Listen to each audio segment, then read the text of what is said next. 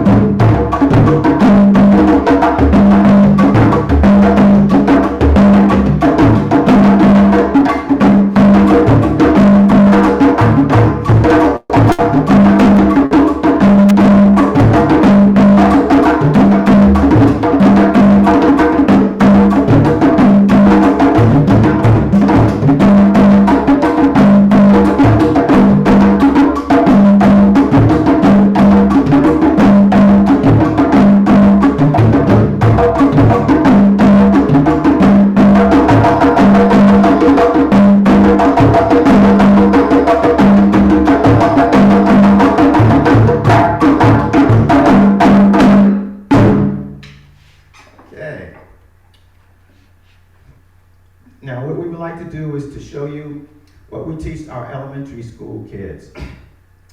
We're going to do a suite of rhythms called lambas, which come from West Africa, and they were created to celebrate a great king named Mansa Musa.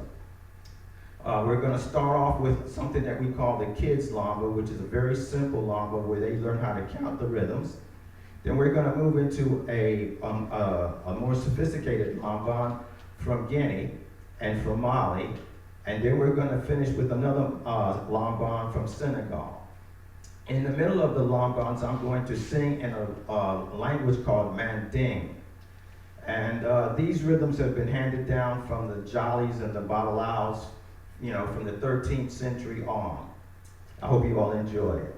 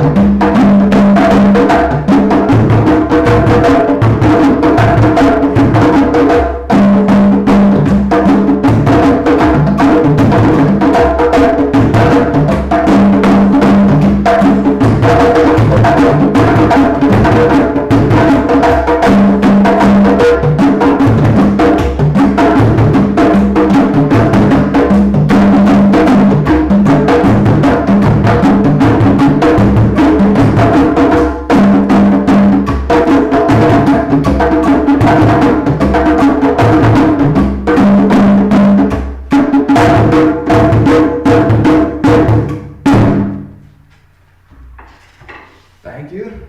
We hope you all enjoyed our performance. We hope to see you all again soon. Oh, come here, I gotta say something, please. Awesome, awesome. Great Let's, yeah, okay, you gonna say something about the question? Who was that? Somebody was talking? Oh, I'm sorry. Again, good job. Good job, Mr. Johnson. We had one question in the chat. And as before, we're going to actually launch the poll for this session. We're going to launch the poll for this session via this platform, and it will also be launched simultaneously in your app. Will also be in your app. But we have a question. Please provide the historical context of the music and reference some websites and or materials to use in the classroom. That is to you, Mr. Johnson. Okay.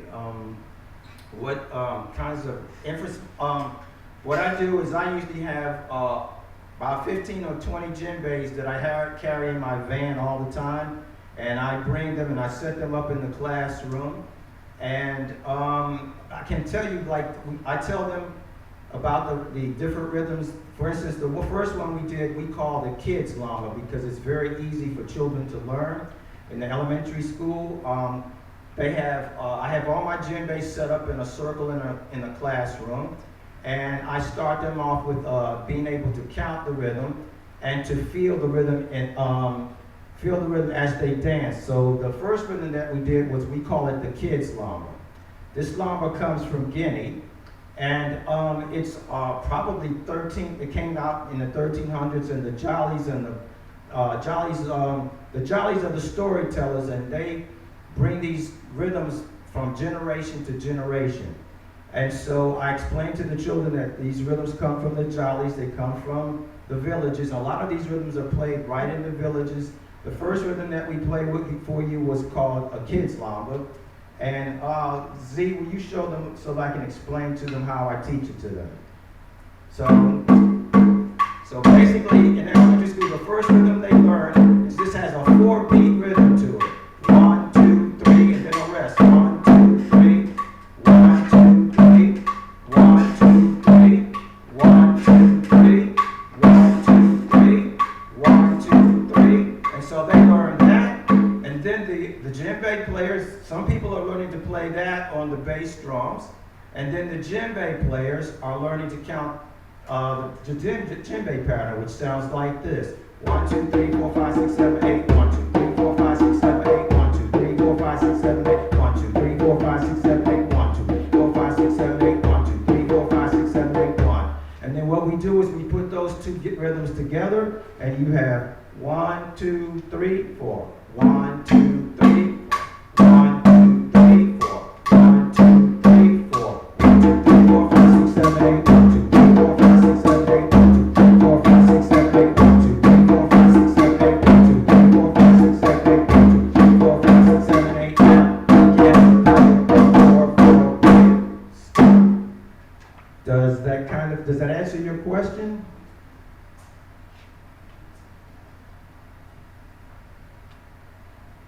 Thank you, Mr. Johnson. I think it did. It gives them some insight into where these come from. But what a wonderful way to teach math and direction and following directions and coordination. You know, young people like to be coordinated. So this is wonderful. I just wish that we could spread this all across the state of Florida so that they know that drumming has a history and it's just not about the beat, but it sends a message. Thank you so much. I hope we answered your question. Is there another question for Mr. Johnson before we move on?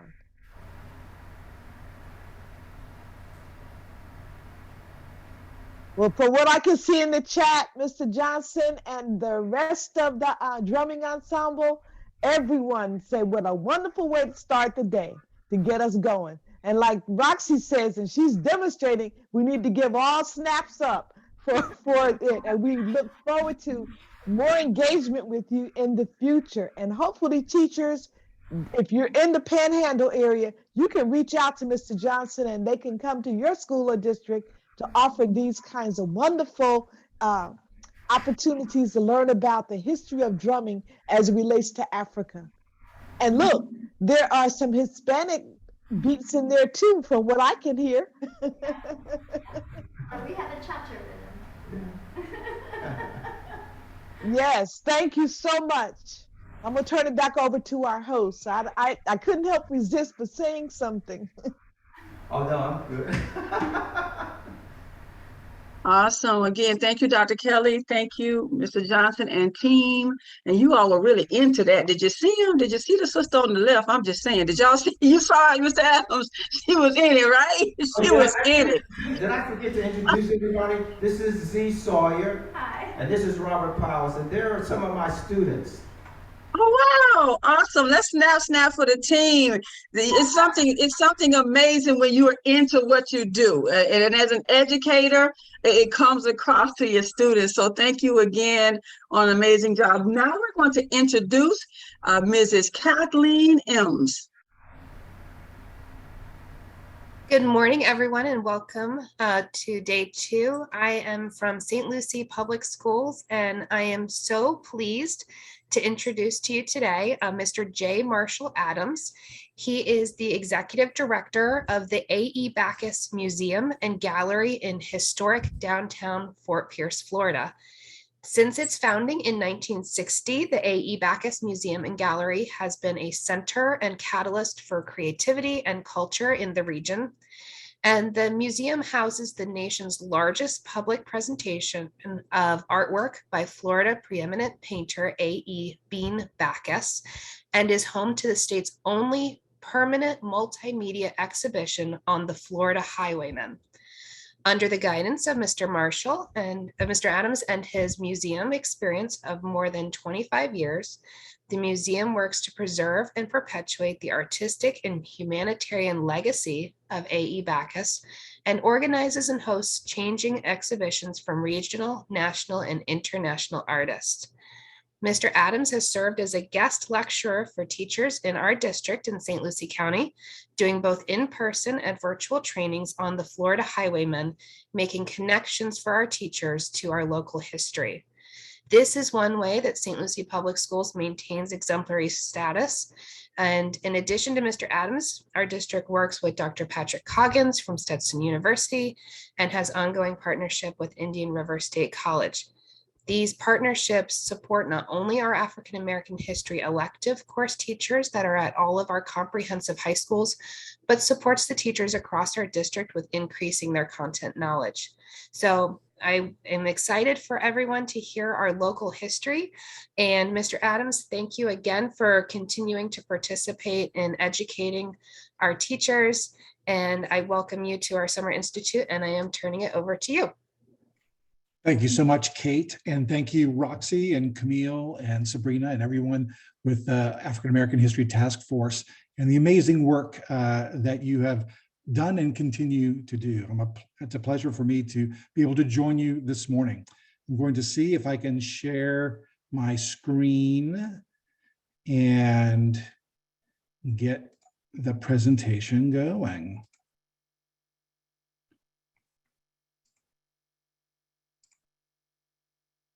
Oh, backward down. I mean, let's see. Here we go. How's that look for everybody? Can you see what I'm seeing? Yes, sir. Excellent, thank you. All righty then. So we're going to start with the story of the Florida Highwaymen. Except my slides are not advancing. There we go. So who are the Highwaymen? I'm sure the teachers who are with us this morning know that authentic history begins with a story. So our time this morning is going to begin with a little story as well. Once upon a time, there was a place and time when the law was not on your side, when young people of color grew up and had to know their place. And that place was limiting, was narrow, and often a dead end. Every day, the world was full of limitations and obstacles. One day, a dynamic and devoted teacher knew of an artist whose studio door was always open to anyone, regardless of color, class, or creed. And that teacher connected one student at first and more later to that artist in a simple but radical act. Because of that talent, these young people learned something new, discovered unknown talents, opened up their own horizons, and became artists and entrepreneurs in their own right. They worked around those limitations and obstacles in ways no one had considered before. And because of that vision, people started to take notice.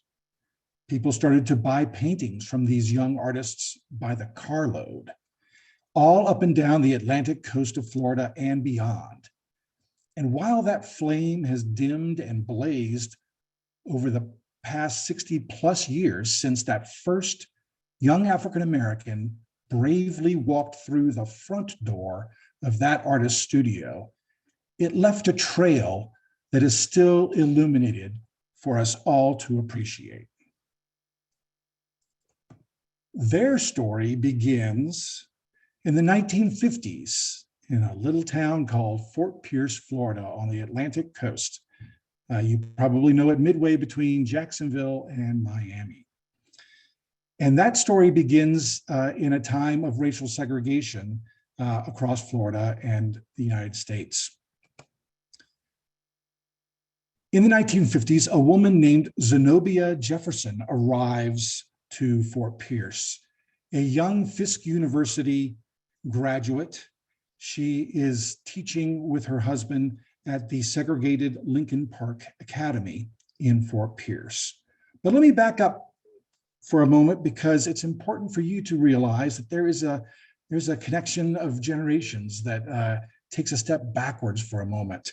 You might see on my screen that there is a gentleman with a paintbrush in his hand. Some of you might have heard of Aaron Douglas, one of the lions of the Harlem Renaissance.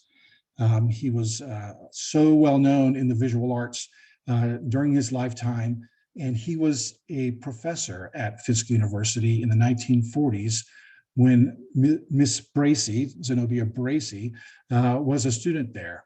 There's an image of her standing at an easel just below in the lower left-hand corner with Aaron Douglas in one of her art classes as a student. So Mrs. Jefferson, Zenobia Bracy Jefferson, came to Fort Pierce with a knowledge of the arts and how the arts were a powerful instrument for her students. She met and befriended in Fort Pierce a white landscape artist named A.E. Backus. He was known as Bean or Beanie Backus to his friends, and everybody was his friend. Backus was a friend of the African American community. He was extraordinarily progressive for his times, and his studio and home were known throughout his life as a safe space, neutral ground where all were welcome. First, Harold Newton, then soon after Alfred Hare, found their way to Backus's open door. With encouragement and success, they shared their dream and what they learned with their talented friends. 26 in the original number. But as the years have gone by, it's important to keep in mind that living history is fading slightly. We only have 7 original highwaymen currently living today. Now, I wanted to share with you some historical context of this unique American movement. As I'm doing this, I wanted to give you just a small warning that there are a couple of documentary images from Florida's difficult past that are slightly disturbing. So I want to give you a little advance notice of that. In the historical context, you are, I'm sure, aware of the themes of transit in the African American experience. We know of course, the Great Migration, which started in the early part of the 20th century and continued in the different waves through the 1970s within this period of the highwaymen. And you may be familiar through history and through pop culture recently about the Green Book, the Negro Motorists Green Book, a published guide by African Americans for African Americans that helped them navigate the challenging issues of travel while being Black in a segregated country. Each of those themes, the Great Migration and the Green Book, if you think of that as a theme, are characterized by empowerment. Travel was a means of empowerment for African Americans to seek new vistas, to seek new opportunities. The roads were open to them, but they had to be careful. And among those reasons, of course, were because of the challenging times across the country. I'm going to show you a few images that are kind of contemporary to our story in Florida. And the first image is one that's a little challenging. So this is a specific warning for us. We know that there was a struggle for the right of way for individuals on the roads in Florida. There are many examples, and you may be familiar with the Groveland shooting in 1951, an example of extreme police behavior and a questionable shooting of innocent Black subjects. It was immortalized in the Gilbert King Pulitzer Prize winning book, The Devil in the Grove, which you may be familiar with. But this was happening this happened in 1951. So these roads in Florida and other places were not always a safe and idyllic transit point for individuals of color. And we also know that in the 1950s, just a few years after the Groveland shootings, Brown versus Board of Education was decided. This is the headline in the Tallahassee Democrat. But it wasn't a magic switch that made everything different. It was still the beginning of the challenges. And just a short time after that period, you can see another disturbing image here of a public Klan rally. And you can see in the audience here people who are seeing this as some kind of disturbing entertainment of white supremacy. So these views were happening in Florida and were very present during the time that these artists were trying to make their way. There were other stories that we know also that were contemporary to Florida during this period. We know that the NAACP Freedom Rides were happening just before the famous Freedom Riders were occurring. These were happening from Tallahassee to Washington. We know that there were sit-ins that were happening through SNCC and across the country, but also happening here in Florida. This is the Tallahassee sit-in, which later became a jail-in when the individuals who were arrested for sitting in refused to bond out, and so they became the Tallahassee 10 were jailed in as a protest. You can see also here the picketing downtown in Tallahassee that was happening. This is the same period again where the artists that we are describing were trying to go door to door to sell their art. And so it was not as easy as we would hope that a promising artist would have to be able to sell amazing works of art. There were indeed challenges. Another image of a segregated movie theater in Tallahassee and a protest. And we can't forget an environmental example of segregation that's special to Florida. We are all familiar with the lunch counter sit-ins, but Florida also had swim-ins because the beaches were segregated as well. So this is an important example from St. Augustine. Many of you may be well aware that it was after this that Dr. King came to Florida because of the violence that was met from this particular protest. So it is within this context that the Florida Highwaymen artists are trying to find their way on the road. Their transit is also one of empowerment. They are using the highway in a particular way. Because of segregation, as young artists, they were not allowed to open a brick and mortar gallery space in which to sell their art, because the people who had disposable incomes in those days were white clientele who wouldn't cross the color lines to patronize a Black-owned business. So if they couldn't get people to come to the art, they realized that they could take the art to the people.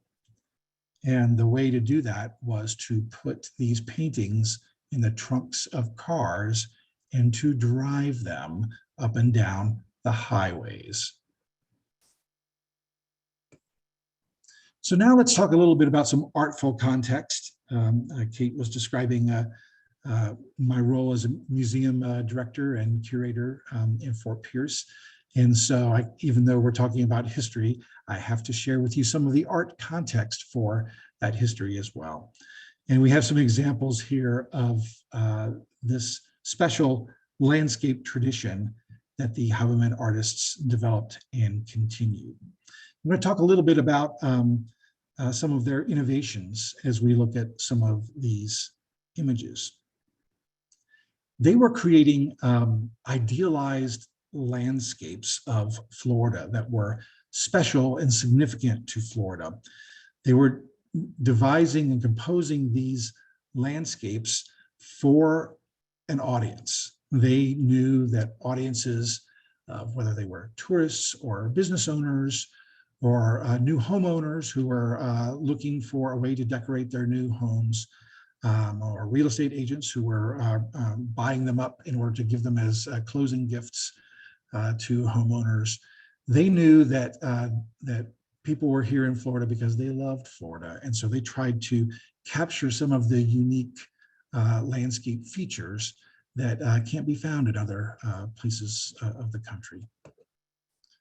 So they were distilling these landscape scenes, whether they were in the backcountry or on the rivers or on the beaches.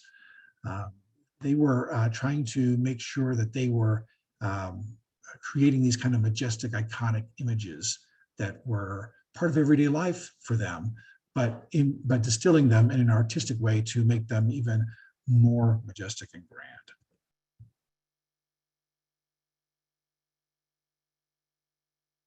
The other, one of the other innovation features of these artists were the materials that they used. They understood that to be treated seriously as artists, that they had to use real oil paint, not house paint or poster paint or anything that they could have gotten at the dime store. But they had to use real artist oil paint. So they had to invest in those materials. But canvas and the other familiar trappings of a studio artist were challenging to get and expensive. So they innovated those materials. They went to the hardware store, a great place for art supplies, I must add, and they would get what was called Upson board, 4x8 sheets of a kiln-dried fiber board that was used in construction, kind of in the same way that masonite or even some types of drywall would be used in the interior construction of homes and dwellings. They could get that by the sheet. They could cut it to size. They could seal it, seal the surface, and then they could paint right on top of that surface. So there was no scrap, and they were maximizing the economy of their enterprise. The other thing that they would do is that they understood that if they were creating beautiful works of art for sale, that one of the things that would help customers in recognizing that they too would love to own one of those paintings is to make it ready to hang. And the way they did that was they figured out an inexpensive way to frame their works. Framing is an expensive presentation, even today, as we may know, but they figured out an inexpensive way for them to do it. They went back to the hardware store. They bought floor molding by the yard and learned to cut it to size, to miter cut the pieces and join them to create their own frames. And then they could wire those and prepare them for sale. And one of the advantages of doing that, they found, is because they were working in oil paint, which does not dry quickly. They were able to stack the paintings in the frames so that the fronts of the wet paint fronts of the paintings did not touch the backs of the other paintings because they were nested within the frames. Kind of genius.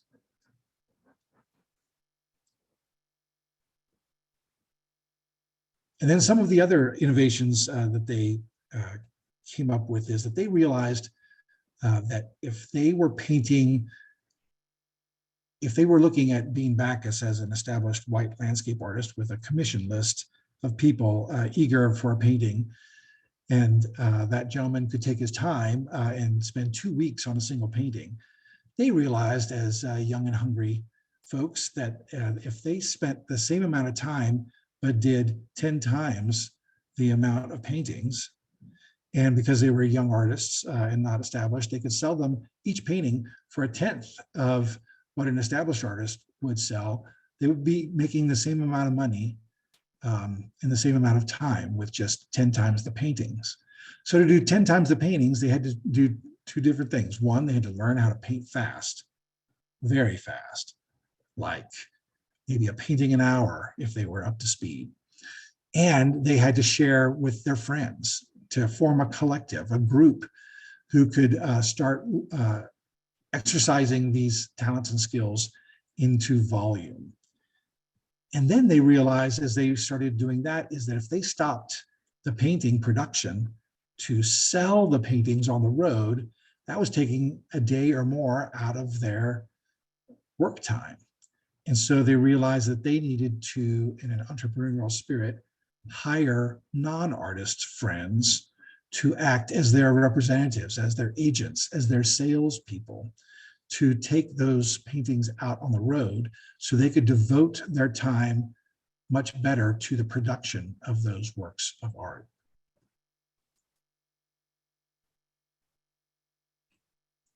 So they had a need for speed in a different way, you might think of it.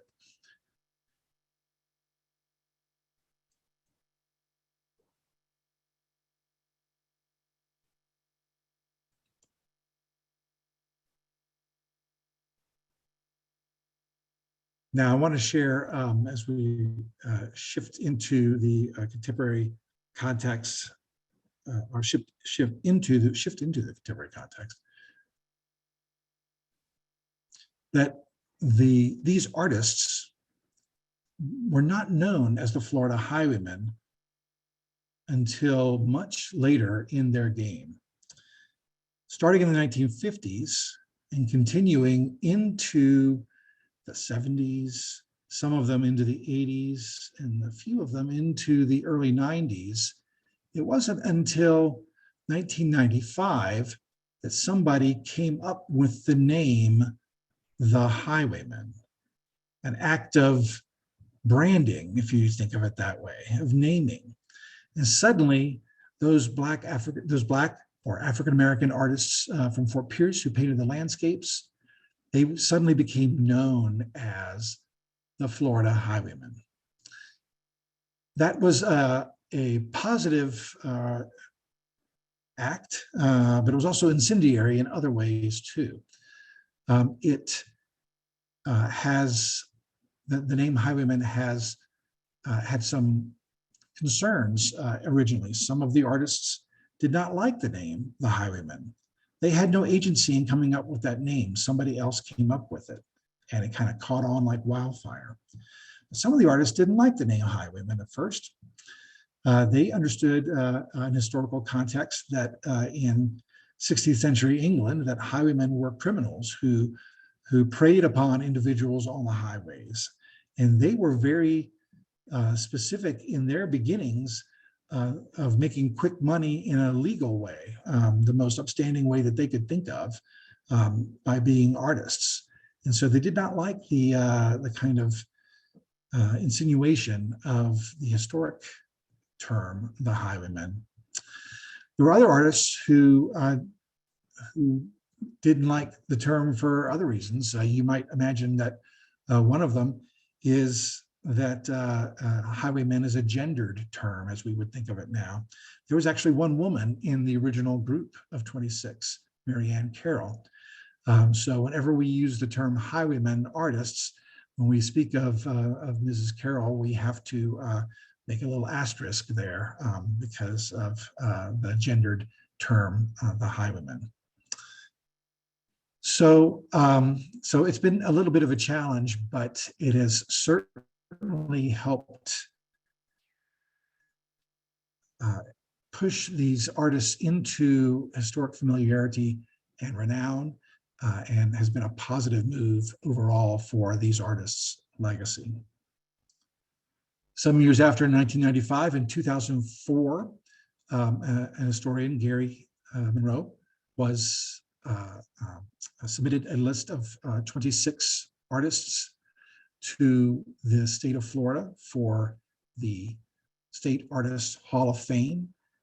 These 26 artists were officially inducted and in 2004 and became known by that induction as the definitive original list of highwaymen. But that is a little bit of a challenge too in this new era, because Gary Monroe will mention even now that the criteria that he used to assemble that list of 26, he might rethink that now if he knew now what if he knew then what he knows now. There were other artists who were associated with those 26 individuals, but there wasn't a lot of detail to be able to offer them up as equal to these original 26. So now, in the almost 20 years since the 2004 designation from the Florida Artists Hall of Fame, there are second generations of highwayman artists, and even so-called third generation of highwayman artists who have learned from the original collective and have continued to practice this, this tradition of painting the Florida landscape. In 2016, have things changed? In 2016, the Florida Highwaymen, 16 paintings from of the Florida Highwaymen were inducted into the permanent collection of the Smithsonian's National Museum of African American History and Culture when it opened in Washington, D.C. on the National Mall. So the Florida Highwaymen have come from a long way from their beginnings in Fort Pierce and along the Treasure Coast of Florida, now recognized in the national collection by the Smithsonian. And another important aspect of the new era, often called the heart of the highwaymen, the charismatic leader of the highwayman artists, Alfred Hare, who died tragically in 1970 at the height of his powers, just shy of his 30th birthday.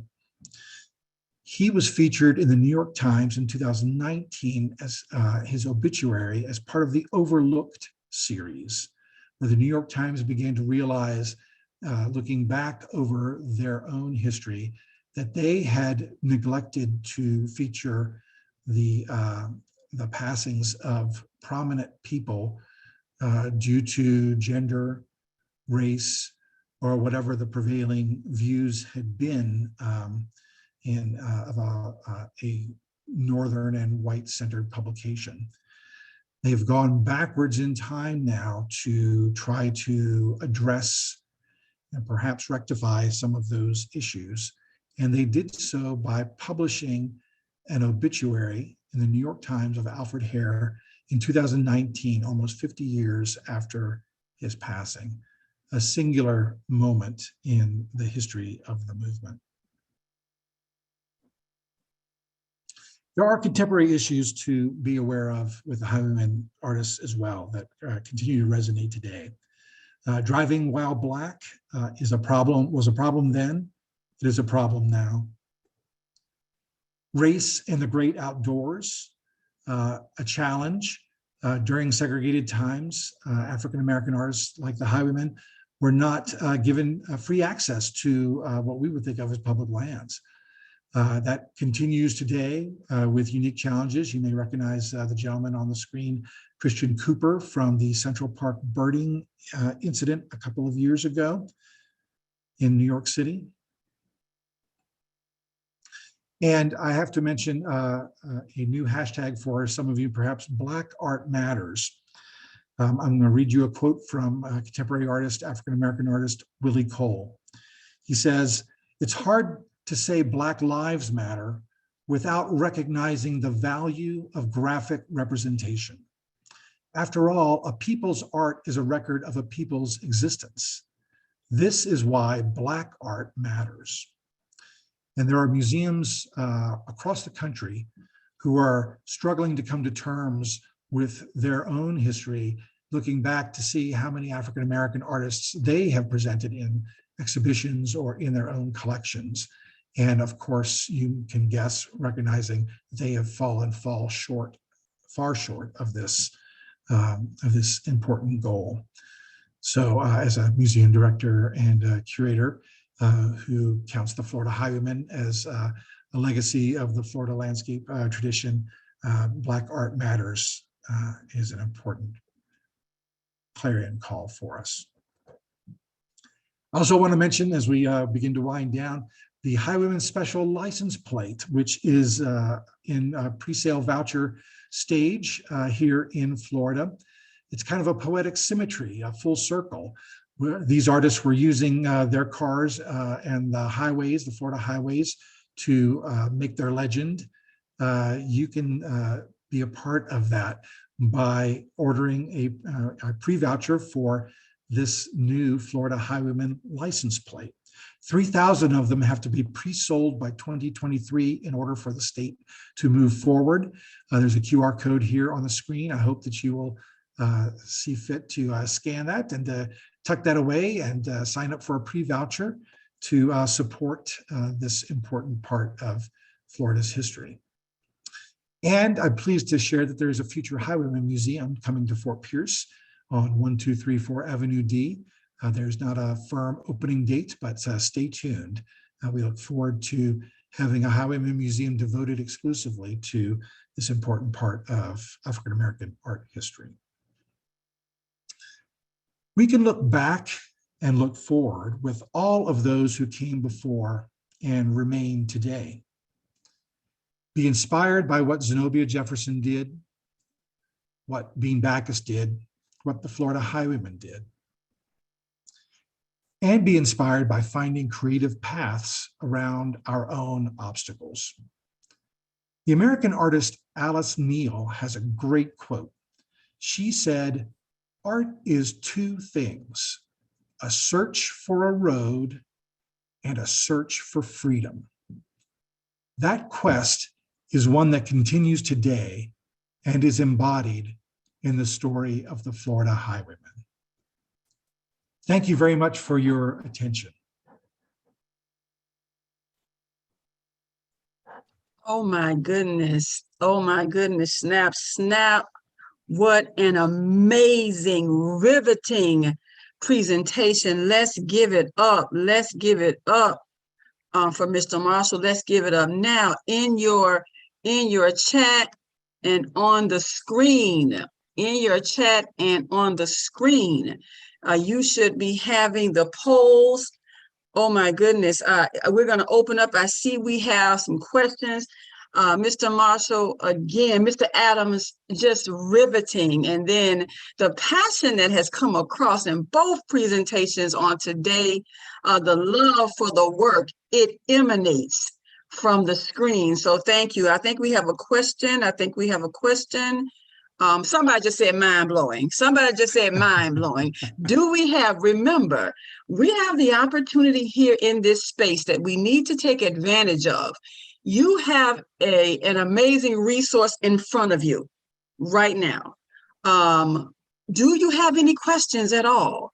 Do you have any questions about how you can get involved, your district, how you can get these license plates, whatever? Are there any questions that we have as it relates to this amazing presentation? Anyone? Again, in your Q&A session, we're just asking that portion, if you will put that out there. If any of our educators in the gallery, Dr. Kelly or anyone has anyone they want to say, I see Dr. Kelly's coming in. I knew it was happening. I knew it was going to happen. Dr. Kelly. Yes, there was a question earlier, even before he even began to finish. He wanted to know if there were workshops available for teachers to come to the museum, or do you offer them virtually? Oh, that's an excellent question. We are we just finished one for our local school district. Kate was describing it. We had great fun. We over the summer, right this moment, we're not offering any, but as the year begins, we look forward to doing some more. And yes, virtual is a distinct possibility nowadays. All right, So Mike, thank you. I have one follow-up question then. So the African American History Task Force would like to feature you in the upcoming year, maybe to offer a mini presentation so that the others in the state of Florida will know the great work of the Highwaymen and your role as helping to preserve and promote this. Are you open to that? You don't have to answer now. You can just tell me later. No pressure, no pressure. We would be honored to be considered. Thank you. Thank you. All right, we have a couple of more questions here, Mr. Adams. How can we get this presentation to our students? How can we get this presentation to our students, Mr. Adams? If the teacher, I did not share this with Sabrina, but I have a PDF of the slides with notes and annotations, including selected resources and links. If you have my email address, I think you may, but if you have my email address, director@bacchusmuseum.org, I'd be happy to send it to our participants, or if it would be better, I can send it directly to the task force for distribution. Thank you. And again, this is another plug, Dr. Kelly, for our app. All of the information from our speakers, our presenters, anything that they share with Sabrina will be embedded within your app. Remember, there is a desktop and a mobile version. Again, I'm going to take this time to answer another question. Mr. Adams, you're not off the spot yet. You have another question. But in your app, you can right now go to the app. On your home screen, there is a button that says polls. If you click on that button, you can answer any poll. I've been getting that question. So for the good of the group, on your mobile app, in the home screen, there is a box that says polls. You can answer and respond to any poll because they're all open. So let's give some love in the chat and in the polls to Mr. Adams. The next question, do you offer school field trips? We do offer school field trips. It's been, of course, challenging over the past couple of years, but schools are beginning to return and come back. So yes, I'm sure as the new school year dawns coming up, that those opportunities will continue. All right. Again, thank you. And I think that we're going to segue, but we're going to get some snaps, some ashe. And wasn't it exciting? We have always been, Mr. Adams, a quite industrious people. Okay, you from beginning to end, and we still are. So just to see what you talked about in the industry, innovation in industry. Hey, guess what? That didn't just happen. That didn't just happen. And as a people, that was necessary. And so thank you, Task Force, for inviting this information for all of us. Now we're going to introduce Miss Cindy Huffman.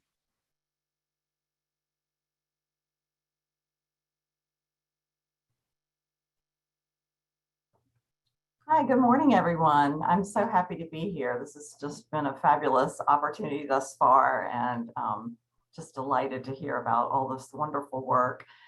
It's my pleasure this morning to introduce one of my colleagues at the Florida Department of Education, Mr. John Dubel.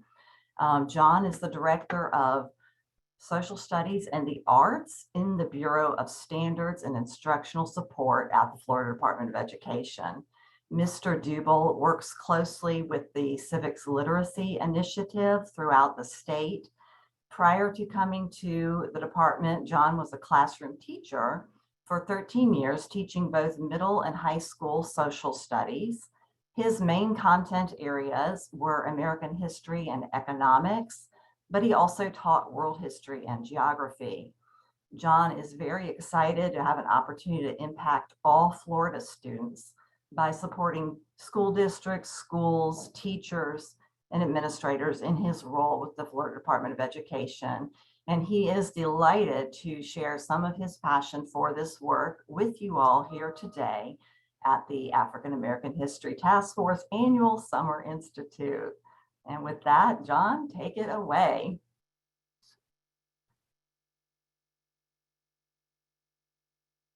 You're muted.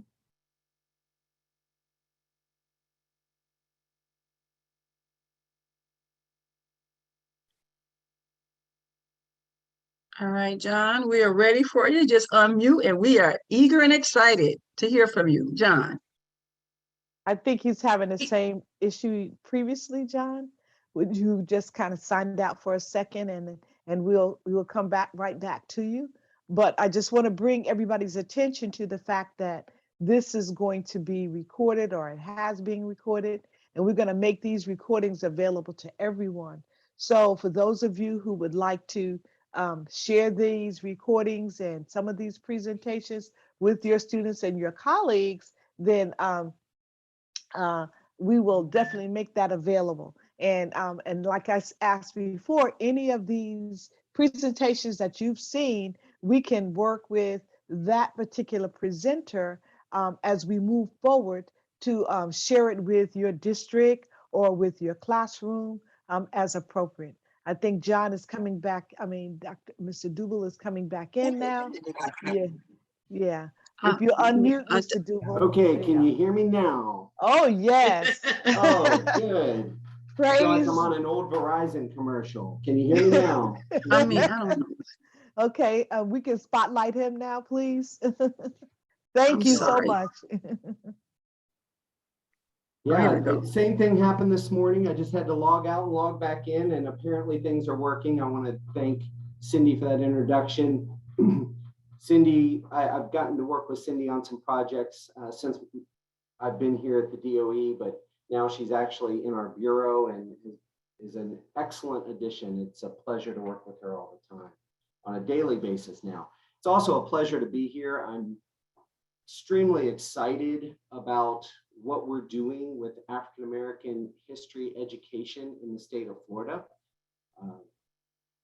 Most of you are familiar, or if you weren't already, you've heard the 1003.42, which is the statute that addresses required instruction in the state of Florida. And in that required instruction statute, it says the history of African Americans, including the history of African peoples before political conflicts that led to the development of slavery, the passage to America, the enslavement experience, abolition, and the contributions of African Americans to society. Instructional material shall include contributions of African Americans to American society. That's already there. It's been there. But House Bill 7 from 2022 is actually adding to the requirements for African American history education. And I am pumped up about the work that we're about to do. I can't really tell you exactly what it's going to look like at this time because it's a work in progress, but I know I'm going to be working closely with the task force and other educational stakeholders. And we're going to be reviewing the standards that apply to African American history as well as courses. And we will be able to make recommendations to DOE leadership on how to best implement the new requirements from House Bill 7. So that's going to be very exciting work in the coming months. So what I want to talk about a little bit today is part of our Civics Literacy Excellence Initiative. There are programs in the initiative that get a lot of attention, like the Civic Seal of Excellence, the course, the endorsement course, where teachers can get an endorsement on their certificate, as well as earn a $3,000 stipend if they complete the course, and Portraits in Patriotism. But there's another aspect or project within the Civics Literacy Excellence Initiative that is actually underway right now. And that is the 3-day summer professional development for Florida educators. So my team has been planning and preparing for this summer of 2022, the first installment of the 3-day summer PD, since October. And it's finally coming to fruition. Our first events are next week in Broward County and Duval County. And then we will be pretty much on the road taking this professional development to various regions throughout the state for the entire summer. Our last 2 sessions are in Miami-Dade County, the very end of July. So we're going to be going all over the state, 10 different locations or 10 different events in 10 different locations all over the state. And we're going to be in front of nearly 3,000 teachers statewide this summer. Now, in the planning, as I said, the planning has been going on since last October. We had to develop what the structure of our PD was going to be. So the structure is going to be 2 days, day 1 and 2, content sessions. There'll be things that are modeled for teachers as far as pedagogy, but they're going to be content heavy, content rich, followed by a 3rd day that is going to focus on pedagogy and how do you take this rich content that you receive that's completely aligned to our revised civics and government standards to your students in the classroom. Throughout day 1 and 2, there are going to be 6 breakout sessions for teachers to attend, and they are going to be facilitated by our regional civics literacy coaches and captains, which is another project within the Civics Literacy Excellence Initiative, is putting regional personnel to help support civics education throughout the state. They will be facilitating 6 breakout sessions. And I can't really say one session is my favorite, but I will say from the very beginning, day 1 of planning, one stood out above the rest for me. It really became my passion. I've been particularly hard on that team as they prepare because I think this is such a vital session. And the session is titled American Equality.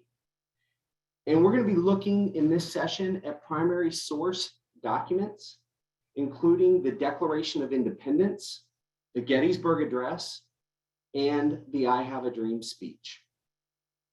And what I'm passionate about this particular session for is the opportunity that it brings for us to demonstrate something for teachers and to bring unity and hope.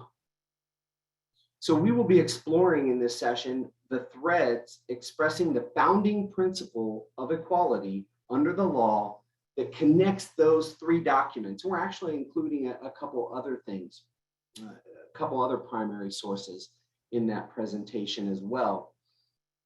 So what we've heard from teachers, lots of teachers, is they're not comfortable teaching about slavery. Just the other day, I heard from a teacher who taught in a primarily minority school, and the students weren't interested in learning about slavery. They didn't want to talk about slavery. And also, teachers are concerned because we have rules on how things can be taught. They have to be taught in a factual and authentic way. That's one of the things I was excited about this Summer Institute, is teaching history, authentic history. And we can't bring biases into the classroom. We can't bring opinions in the classroom. We have to bring facts into our classroom. And so my regional coaches are going to be modeling that very thing as they talk about what many people consider an uncomfortable subject. But we're going to take controversy out and look at the facts. We're never, ever going to hide from even the warts in American history. They have to be taught. Our students need to know their history, and we have to study history so we can learn from it and become better in the future. So in this session, as I said, we're going to model for teachers how do you do this? How do you make sure you cover the required instruction as well as stay within the parameters of the law and rules? So the way we're going to do that is we're going to start off by examining the founders' view on slavery. And we're not going to hide from the duplicity between the words that they wrote and their actions. While none of the founders articulated a defense of the virtues of the institution of slavery, we acknowledge 2/3 of them owned other humans. That's complicated. It's hard to understand. So what do? We look at what they wrote. There are ideals that we need to live up to as a nation that were in those founding documents. Regardless of what you think of the authors, look at the documents. That's what we find our guidance from. So then we go into examining the institution of slavery and how it came about in the United States. How did it get here? What were the founders' options at the time? It's very easy for us to take our enlightened view from 2022 and say they should have done this or that. And we have to look at history from their perspective. Go back to that time. What was the situation? What were the options that they had at their disposal? We also look at how the founders actually set the institution of slavery on a path to extinction. We go on to look at the Gettysburg Address by Abraham Lincoln. And in that address, Lincoln points out that we are a nation built on a proposition. And that proposition is all men are created equal. Now, that was an ideal that was in our founding documents. While it wasn't met, even to the day Lincoln spoke, yet it's there. It's our guiding principle. It's what makes us a nation. We don't have necessarily a common culture, not necessarily a common language, common geography. Americans come from everywhere in the world. So what is the element that unites us as a nation? And that element is equality under the law. All men or all humans are equal under the law. Equality, that's what unites us. We then take a little bit of a step backwards from the Gettysburg Address, and we look at Frederick Douglass's July 4th speech. Now, the July 4th speech is very often quoted, but usually only the first part of the speech. It's actually a very long speech. And in the first part, Frederick Douglass, I would say, rails against the 4th of July, and certainly against the institutions that existed at that time that were working against the African American people. But if you continue on in that speech, and we do, and we have the entire speech for participants, they'll have the entire thing, it's quite long. Later in that very same speech, the tone changes.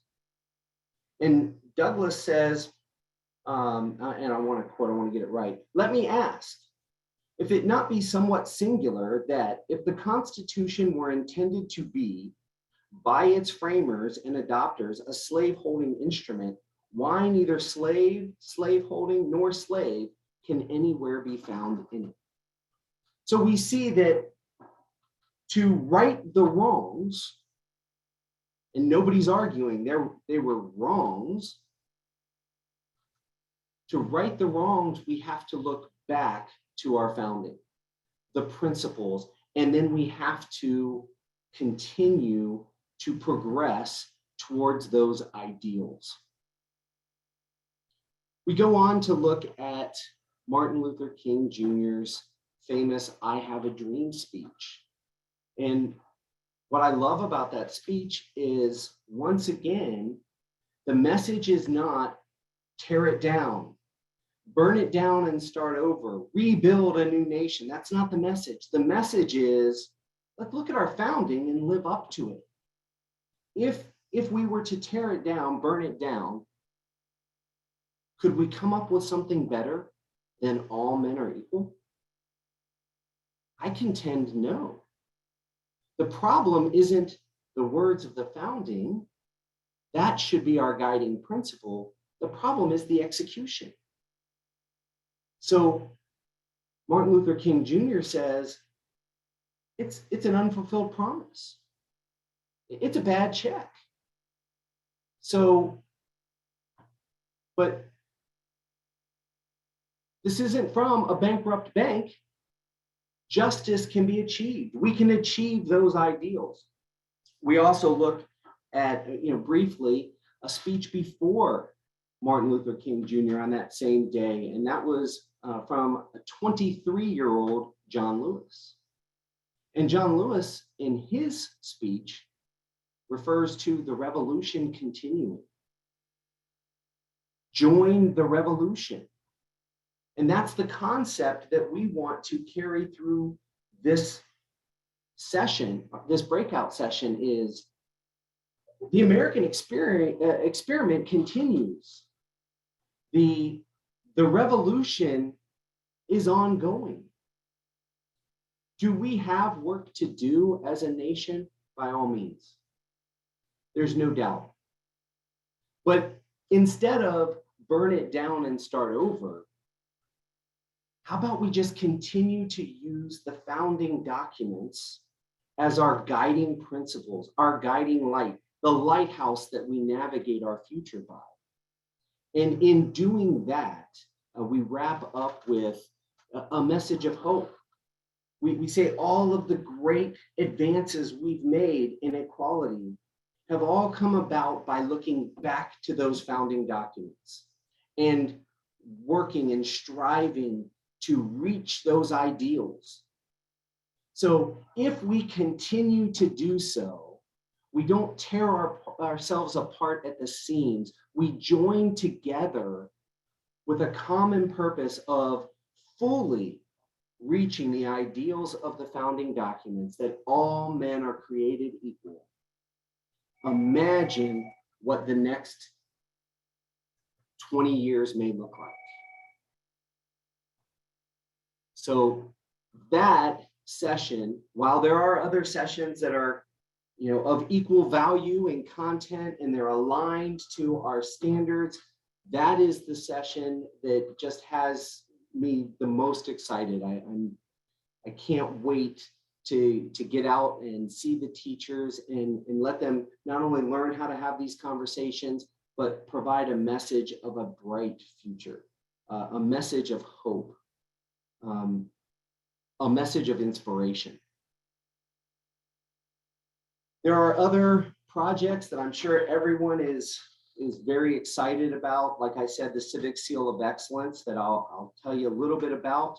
We have taken that, and instead of being a tutorial type program, it is going to be a pretty deep 50 to 60 hour video-based course. And we have brought in prominent scholars, experts from around the country to create and film lessons in American history and government. And it's going to be a very engaging course for teachers, and it's going to be available in the fall. We also, as I said, have our regional coaches and captains that are, most of them are online, and we're hiring for the last few vacancies now. We're in the process, so we will have 20 coaches and 4 captains, so a total of 24 regional personnel throughout the state supporting civics education and civics literacy. We also are developing a K through 12 civics curriculum that will be free to users. So even in schools and districts, if they don't buy the instructional materials, they will be able to teach civics and government standards with fidelity, free of charge, an integrated curriculum that will bring civics content into other subject areas like English language arts, science, and math. And Portraits and Patriotism, which is firsthand accounts of oral history, people who have lived under other regimes, other types of government philosophies, and can compare those to that of the United States. So those are just a few of the projects we have going on at the FDOE, but we also have the upcoming projects that I mentioned at the onset of talking, and that we're going to be reviewing standards, and I think we're going to make some exciting changes to African American history throughout the state of Florida. That's all I have for you today. Thank you so much, Mr. Duble. It's exciting. And I know we have a few questions, so I'm going to let Roxy kind of fill in as I look at those questions from those who are in our audience. So Roxy. All right, awesome. And again, back to the fact that we're going to have a poll that's going to be coming up on the screen, and I've already launched the poll in the app. I'm going to be singing that song every time, but I'm going to have to remind you because it's critical that we get that feedback so that we can ensure that we're bringing the information that you need that's critical to the development of more exemplary districts throughout this state. So what we have a question. And again, remember, we need his contact information. So John's contact information, and let me kind of remind my speakers and presenters of this. We're going to link you. We sent you some links to your pages, Dr. Austin, but within your speakers page in the app, you can load it up with your own information. So I'm going to ensure that our tech team gets those links to you, so you can upload any links, any documents. You can upload your contact information, because I know it's critical and important for you to get that information out there. So we're going to ensure, with working with Sabrina, that you can put whatever you want to put into that app, but we will help as well. So we will ensure that we get his contact information, but I'm going to let him answer that question live as well. Mr. John. What was the question? I apologize. He wants your contact information. Oh, absolutely. Can I just put it in the chat? You can, and we're also going to put it in the app, but you can chat it right now. Absolutely. And we can actually, somebody, if you'll help me, I think that we can do this, Sabrina, if you can actually type his information into the Q&A, and then that really will be visible to everyone. So we're going to put it in the chat, and then we're going to also type the answer to the question, and you all will see it in the Q&A section as well. All right. Any other questions? Yes, I've received some direct messaging questions to me. Okay. Dr. Kelly? Yes. So the question is, the upcoming workshops that you're going to do across the state of Florida, are they open or only to the civic coaches? No, they're all full now. We actually have a waiting list for every event, but they were open to all educators. All certified educators in the state were eligible to participate. Is that, and another question to me directly was, are these workshops posted anywhere?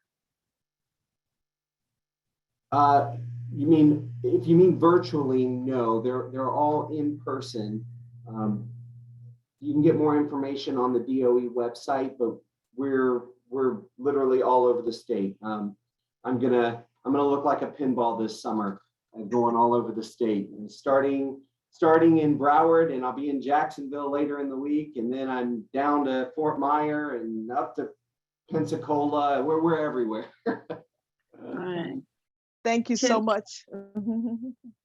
Can we also, John, put that link to the page that you talked about at the Florida DOE in the chat as well, and then Sabrina can apply that link. So if you can just put it in the chat. Yes, Cindy's okay, very good. There we go. All right. Yeah. And Sabrina, if we can, very good. Very good. Thank you. Thank you so much, Cindy. Let's let's give some snaps to John and Cindy and what they're doing. Those teams, stay involved, stay informed. And I think, Dr. Kelly, I think you intonated this yesterday. We hear a lot of noise out there. There's a lot of noise about, and I won't even use the acronyms, but there's a lot of noise out there. All right. But we see, and it's always the case, we see the truth of what even our state is doing to ensure that this instruction is happening. So we need to, when we're informed, we can get rid of the noise. And so Dr. Kelly talked about that yesterday. We have a lot of great things going on. This task force is ensuring that the noise is irrelevant as well, by the way. And that's why it's so important to understand even what our state is doing, even though it may not, we may hear noise, but this is reality. So we can separate reality from fiction. Does that make sense? I think I said a snap, snap. I think that's like hashtagable, snap, snap, Roxy. I'm just saying. So thank you so much. Dr. Kelly, you about to say something? No, I just want to say thank you, John, because it's enlightening to know that Yes. things are coming forward. And as you go around the state, you're going to get others that get feedback. And I just pray that the Florida Department of Education and the civics are open to adding new other voices to your conversation. Thank you. Very good. Thank you so much. And with that being said, we're going to bring on another team that works very closely, and they are actually a part of what's going on. I have the opportunity to be working with this amazing district as well. And we're going to introduce one of our task force members, a lifelong educator, Marion Williams. Marion. So good morning. How's everybody doing today? Thank you so much for coming out and enjoying our conference. I cannot tell you how much I'm personally learning today with the excitement of seeing what is happening in the chat.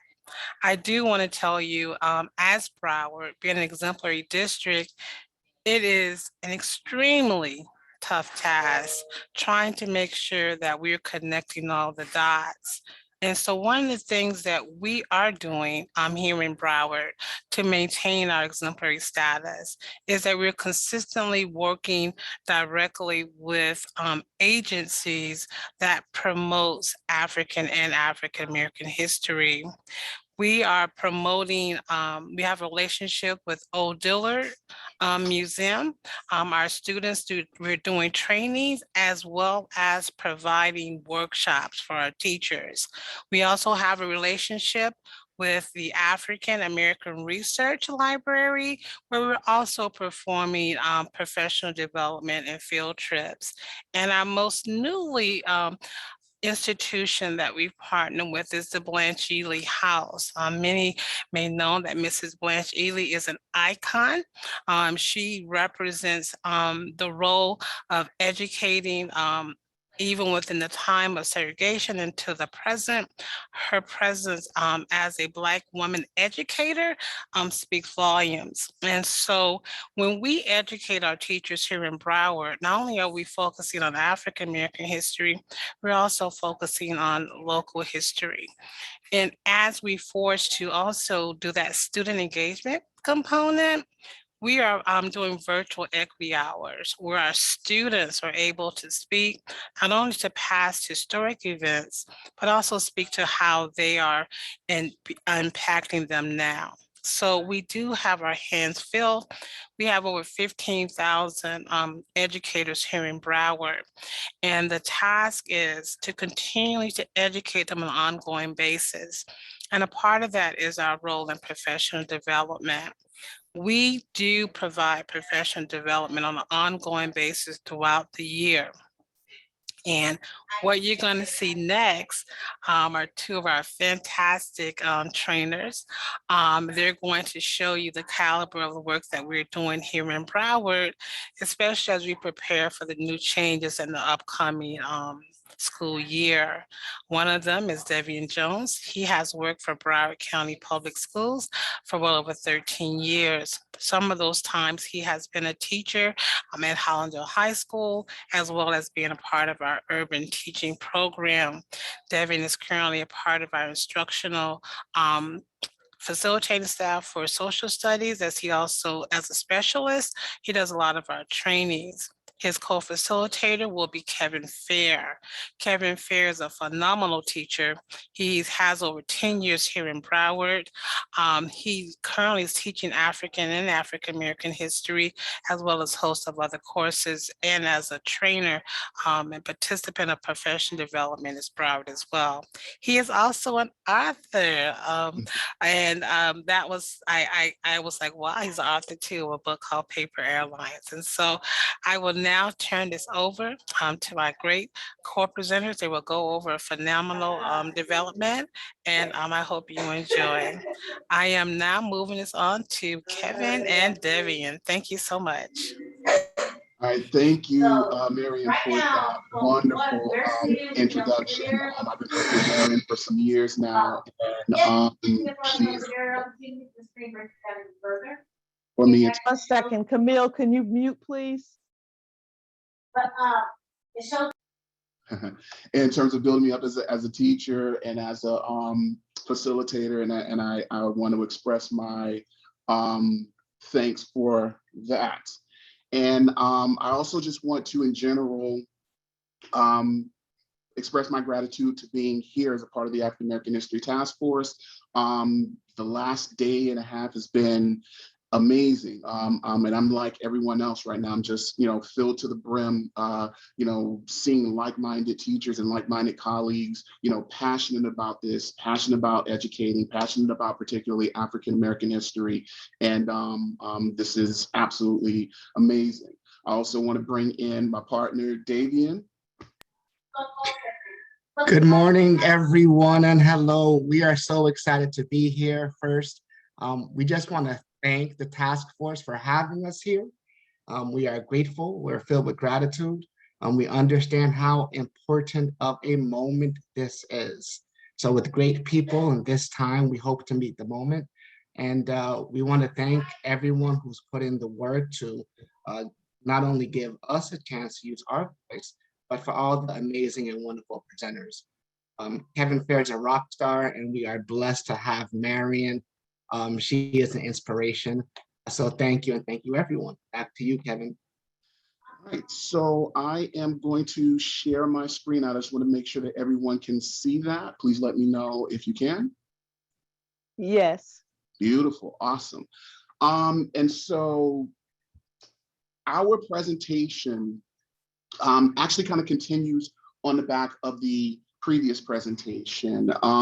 For the last day and a half, we've been sort of discussing, I think, sort of two competing realities as it relates to teaching African American history. We have what seems to be, a push to silence the discussion and silence the teaching of factual history. But then on the other hand, of course, we have the requirement that we're all familiar with, that we're supposed to teach, fully teach African American history. Of course, the law has been on the books in Florida since the 90s.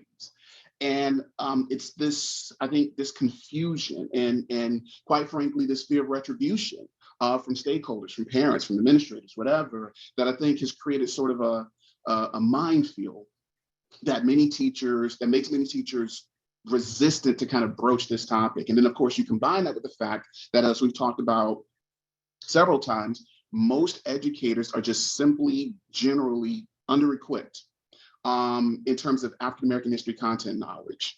I'm reminded of a survey from the Equal Justice Initiative, and it revealed that over 90% of teachers express an unease about teaching hard history.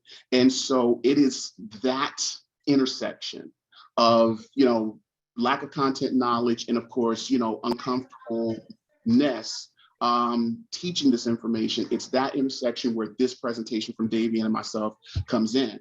And what we want to do with this presentation, to continue from the previous one, is to sort of provide a guideline through this minefield in order to teach African-American history with fidelity, while also ensuring, of course, that teachers stay within the new mandates and protect themselves from any potential issues that may arise.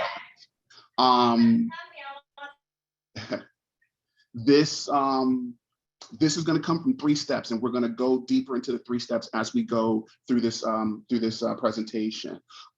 First is, of course, understanding the standards and the mandates, particularly HB 7, building that content knowledge and accessing those primary resources, and then, of course, speak for themselves. And we're going to, like I said, talk about this more in a second. So let's start basic. And talk about this term hard history. And I know many of us are familiar with the term. We're looking for Anthony. He's not here today. Martin. Okay. Is it you could if we can mute, that would be wonderful. I know many of us are familiar with this term, but we kind of want to, build this house from the ground up. And I think the best definition that I've seen of this term comes from Dr. David Blight. And he basically says, and this is sort of my, interpretation of his quote, he says that, instead of being essentially America's cheerleader, we as educators are America's journalists. In other words, we teach the factual history. Here's the information, here's what it is. And the people who receive it, our students, whoever, you can do what you want with it. You can internalize that how you want. But the information is the information, the facts are the facts. And this sort of glorified history that's been, historically taught in this country, that kind of falls by the wayside. In presenting this honest, factual history, it of course is going to open up the fact that there are many parts of our history that are difficult. And these hard questions will be created about our past. And I think therein lies the problem. That's the difficulty for so many educators, especially those who are not necessarily comfortable with the content knowledge. This hard history, these hard questions create a discomfort for some, as Dr. Hassan Jeffrey says. And many people are quite frankly unprepared to deal with the implications of those hard questions and of our historical reality.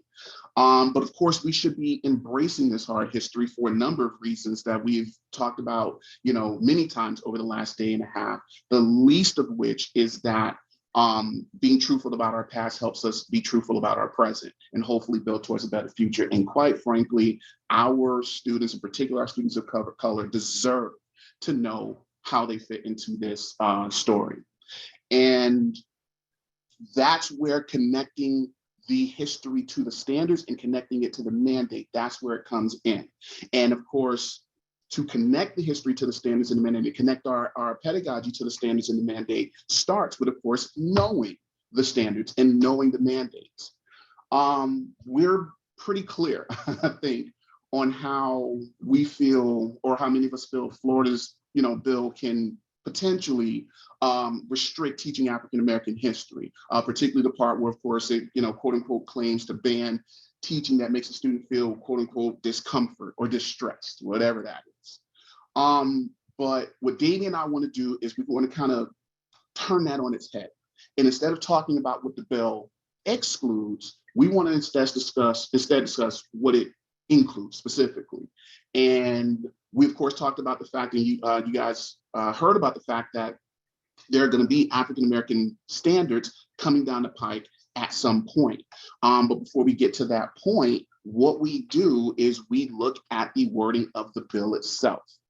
And as an educator, this is going to be your sort of first line of defense, to use the bill itself to back up your pedagogy. And you can kind of see a quote from the bill.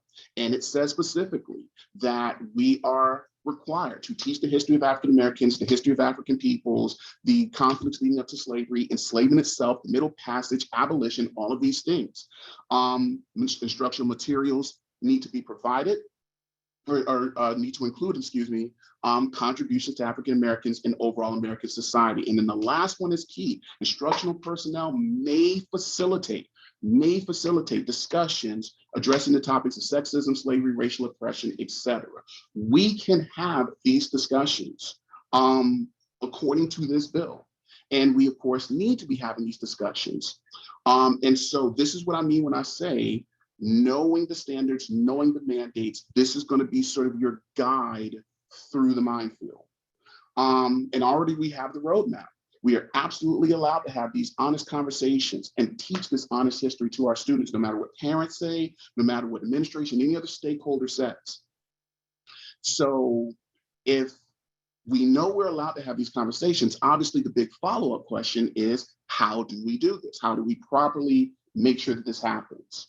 And this is where having these guidelines help tremendously. And like I said, this is what Dave and I are going to try to do for you today. So let's talk about the 3 steps to properly, comfortably teach hard history. The first step, of course, we've already partially discussed, and that's knowing the standards and the mandates. We talked about House Bill 7. Now let's talk about the Florida state standards. I am a U.S. history teacher, among other things, as Marion mentioned. And so, of course, my sort of specialty and focus comes from those standards. But of course, there are standards addressing African-American history across all curriculum in social studies. Particularly in American history, in every single topic from antebellum and Reconstruction to the World Wars, to the Cold War, every single topic in American history, there are standards requiring the teaching of not only African-Americans, but of women, Hispanics, et cetera. And additionally, these topics, oftentimes end up on state mandated exams anyway, standardized tests. So, as I said, this is your first line of defense. What we have is the House bill mandating the teaching of this information, and then the state standards provide the guidelines for it. So we are allowed to have these conversations. We need to have these conversations. The question is, how, of course, do we do it? First step is knowing the standards and making sure that your lessons and your content remain within those standards. Once you are comfortable with that, then, of course, step 2 is to develop that content knowledge and to build your primary resource database. This task force is the perfect way to sort of continuously build that primary resource database. And I know with this particular audience, I'm preaching to the choir. This is literally why we're here, because we're, interested in building our content knowledge, and we're interested in, improving ourselves in that way. But again, I go back to the Equal Justice Initiative survey. 90% of teachers are uneasy teaching hard history. And as we learned yesterday, and I was surprised with this, less than 20% of Florida school districts are exemplary. I had no idea of that. I guess it makes sense, but that's insane. And so clearly step 2 is the needs improvement portion for many educators. And we're going to discuss ways that we can access some of these resources, particularly CPOMs. We're going to discuss that in a minute. That's a good location for standards-based resources. The second part of step 2 is the critical part. The accumulation of primary sources. Primary sourcing is key. Obviously, we know this. And the reason for this leads us to step 3, which is to let the documents speak for themselves. This is absolutely the most important part of teaching hard history, while avoiding those sort of landmines. And I go back to the language of the House bill, and it goes to the bottom. And this is the one that kind of, got the headlines and stood out for people. Classroom instruction must not indoctrinate. And so the best way to ensure that classroom instruction does not indoctrinate is to let the documents speak for themselves. And as we already know anyway, a primary source document tells the story of an event 1,000,000 times better than the teacher could in the first place. If I wanted to talk about the causes of the Civil War, do I inject my personal opinions about why I think slavery is the cause of the Civil War? Or do I turn to the Cornerstone speech and let the literal second in command of the Confederacy do it for me, right? If I, want to talk about how African Americans were mistreated after World War I, do I inject my opinion in that, or do I pull out documents from Red Summer and allow my students to read and analyze? So, and by the way, Red Summer is one of those terms covered under the standards. And so all of these things, again, are required to be taught. We can't let the mandate and the language of the mandate, we can't let it work against us. We have to use it to our advantage because it allows us to teach these things anyway. And so this is how an educator can essentially teach hard history while protecting themselves. And if I can show a stakeholder the language of the House bill combined with the Florida state standards for US history, combined with whatever primary source document I'm using, if this stakeholder has an issue with what I'm teaching, if I can lay out all three of these things in a row, there's nothing left to discuss. If this stakeholder potentially says, well, you know, the state of Florida says you can't teach this, they are trying to quote the same law that allows me to teach it.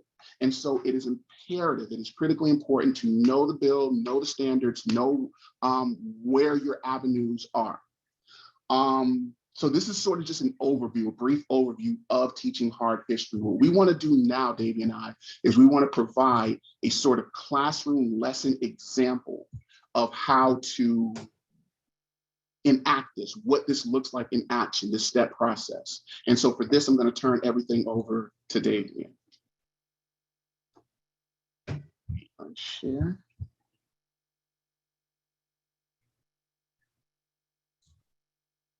Did I just unshare? All right, thank you, Kevin. Can you hear me and see the screen? Is that working? Yes. Yes, we're good. All right. All right, thank you, Kevin. And I always say after Kevin speaks, we can all go home because he is the man and the legend. So a couple of things. We would like to start off with this real life testimonial. Let's set the stage, 2018 National Conference. Brief introductions though. Many of you will recognize the woman on the left. This is Joanne Mulholland Trumpauer, civil rights activist, freedom ride, sentenced to death. You know, you may recognize that bottom picture with Ann Moody, John Salter at the Woolworth sit-in. Fast forward just a little bit, the picture to the right of Joanne is her son, Loki Mulholland. So we wanted to do a little bit of introductions for the folks who aren't here right now to tell this story. So 2018, Loki is giving a session on basic civil rights facts. Not too far into this presentation, there's a woman in the front row that she shoots her hands up, and before recognized, she says, "Why are you saying all of this?" And he says, "Saying all of what?" "You know what you're saying. What you're saying, it's racist, it's divisive.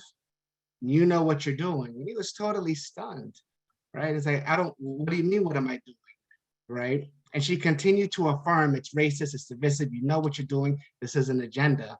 It was really interesting because that was a few years ago, and it kind of puts us into a somewhat similar feel today with classroom implications. And as it's been said before, many teachers have an anxiety or afraid to really teach what they're required to.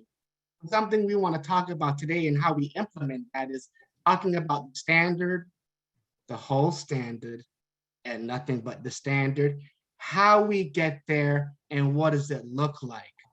So Marion and Kevin kind of gave this overview with CPOMs, and we kind of want to show what we are required to talk about. And working with teachers, we know that hesitancy, we know that pause that they have. So it becomes somewhat liberating and empowering when we take them straight to CPOMs and say, well, let's look at what the state requires us to teach. Let's look at the benchmark, the clarifications and the remarks. And if you can just take a moment, you can take a look at some of the words that are used in the clarification right below, right? You'll notice some verbiage that's used, and this is what the state is asking us to teach. I'd point out, for example, clear as day, Knights of the White Camellia, the White League, Red Shirt, Pale Faces. These are paramilitary terror groups led by former Confederate officers with the sole purpose of restricting the freedoms given to new freed people. right? So we just start right there and we can see this is what the state is asking us to teach, and showing teachers directly, we think it's helpful. When there's also that pause, we talk about the different resources that are available, including floridastudents.org, right? But just take a moment, if you haven't seen this before, in CPOMS, in the resources, just the amount of lesson plan and text resources and tutorials and original tutorials. And you can see it's like 600 resources available where, you don't have to like spend, all these hours trying to find the materials and what to teach, and then and say, should I utilize them or not? Because they're already provided. So we'd like to show this to our peers in the field. And when we put this within the context of US history, and looking at the item specs specifically, the state says, these are some of the benchmarks in which to teach. We love pointing out that in these benchmarks alone, which accounts for about 15% of the high school US history course, like all of them deals with civil rights in some way. Civil rights, the fight for civil rights, the ongoing struggle, inequalities. So we point this out as well, as at least 15% of the high school US history course that deals with the type of topics that we're talking about, and many times our fellow educators are a little concerned about doing. This is what we are tasked by the state to teach. When we're talking about the standard, the whole standard and nothing but the standard. So this is actually a good pause point, because this is within the context of what Marion, Kevin, and I want to kind of show what a lesson can look like when properly aligned. We're going to look specifically at post-war prosperity and continuing inequalities. The benchmark for this specific unit, if you can take a look at it, 7.1, you can see it talks about identifying the causes of post-World War II prosperity and the effects on American society. And we also just kind of want to point out, it also assesses right beneath it, right? Compare the relative prosperity between the different ethnic groups. So that seems pretty general. It seems pretty vague, right? Doesn't evoke too much, but when we drill down a little further, they say, well, what specifically does the item specs, which is linked to CPOMS, ask us to teach within this unit? Here are just some of the benchmark clarifications and some of the content limits. If you can just take a moment, just hone in on these 3 bullets, right? The state wants students to be able to identify the limitations of that prosperity, right? By examining the different cultural, racial, and ethnic groups that were unaffected during the period of prosperity. It goes a step further for students to be able to evaluate this prosperity, considering both the positive and negative social, cultural, political, so forth effects, right? Economic effects on society, right? And it talks about that long-term influence as well. And that very last piece, looking at the significant events relating to prosperity and disparity within society. So the state is really clear as to what we are required to teach. It really does the work for us, right? And based on the amount of time that we would have, we would go very specific into each of these components. But for today's purposes, we'll get a very abbreviated version of it. So let's jump right into that, right? We love to show this screen, right? Making the distinction, right? And it really shows this juxtaposition, if you will, between 2 things that are happening simultaneously, 2 different experiences happening within the same country at the same time. Many times students think about there's post-war prosperity and there's continuing inequalities, and they're different, and they're happening at different times in different vacuums. And we know it doesn't work that way, right? So we like to tell the students, no, this is same time, same place, different experiences happening within the same country. So we did want to set the stage with that, and then just take a moment to talk about what were the reasons, right, for that post-war prosperity, Just want to give you a moment to see, for example, new government programs, America's in full employment, the impact of the GI Bill, the baby boom, housing boom, which leads to the creation of the suburbs. These are all huge events that happen within the country. And we just want to point out America has a lot of money at this time, right? And it's circulating richly throughout the population. And we know that there's also different effects that's happening. So what were those effects? There's mass consumption. Because of the mass consumption, it leads to mass production. A lot of people have money for new cars, refrigerators, TVs, luxury goods, things that we never had before. And the more people buy is the more that are made, the more corporations have to hire. And the last thing we want to point out here before we look at what about the other side to it is that, man, the Federal Highway Act, it connects our country in a way we've never seen before. It allows people to be able to go to work and get back home, and it's convenient, and it's great for military defense. So this is a great time for America. A lot of really powerful things are happening, and we see this abundance of money and resources, the booming economy that occurs. And as we kind of look at, well, what happens on the other side to it within the same parameters, those new industries, the housing, the GI Bill, the purchasing power, the Federal Highway Act, what does that look like for others, right? So Kevin, Marion, and I, we will look at those same events and point out with the new industries, this expanded new industries, you'll see that Black, Brown, and Indigenous people, they're excluded from the new industries. Essentially, the jobs that are available to them are only the low-paying jobs or jobs that are available in the South. We understand that the suburbs are off limits, right, to Black, Brown, and Indigenous people. Many of those homes have racial covenants in it, right? And if money is provided, it's not enough money to be able to move to the suburbs. We know that redlining occurs.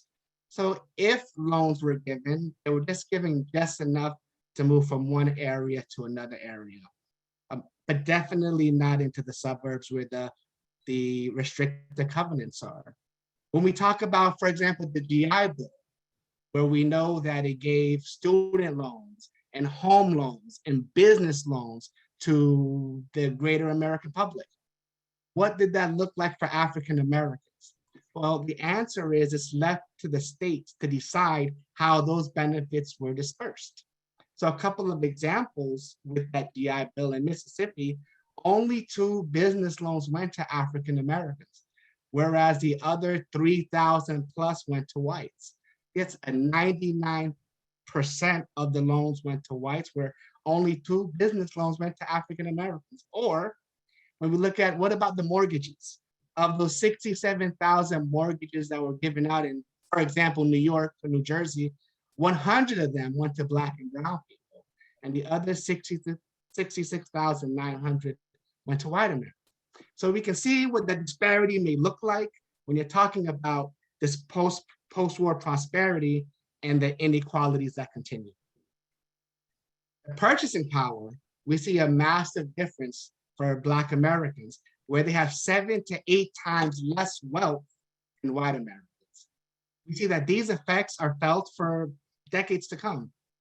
And that Federal Highway Act that we were just celebrating, because it really is amazing, right here in Broward County, we jump in that 595 to go from home to work. Well, many of these highways were built through African American communities, straight through, and it further divided the communities and changed the landscapes of those changed the cultural and racial landscapes for decades to come, courtesy of the Detroit Historical Society.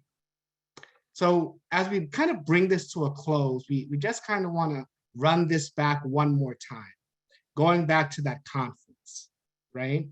Say, well, why are you saying this, right? This is racist, this is divisive.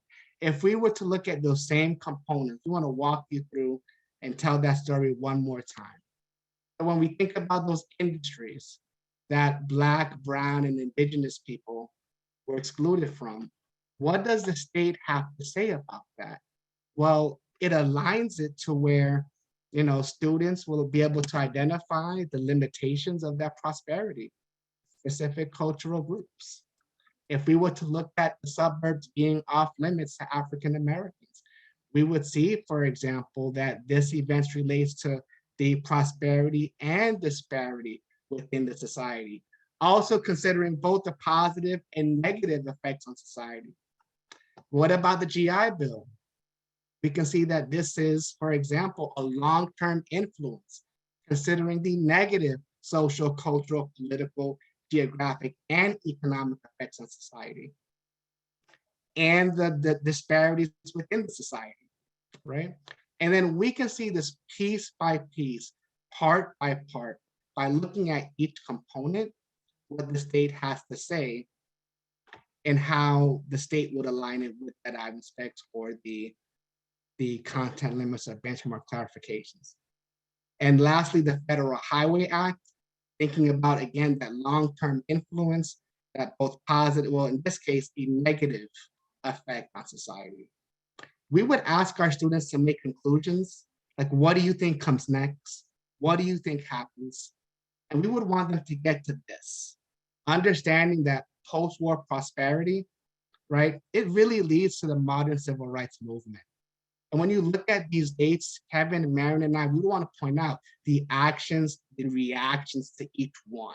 You can see one thing happens, then something else follows, right? So whether it's, for example, Brown v. Board happened, or the murder of Emmett Till, or the bus boycott, and then the Southern Manifesto is signed, right? Or the SCLC is formed, and the school board shuts down schools to block integration.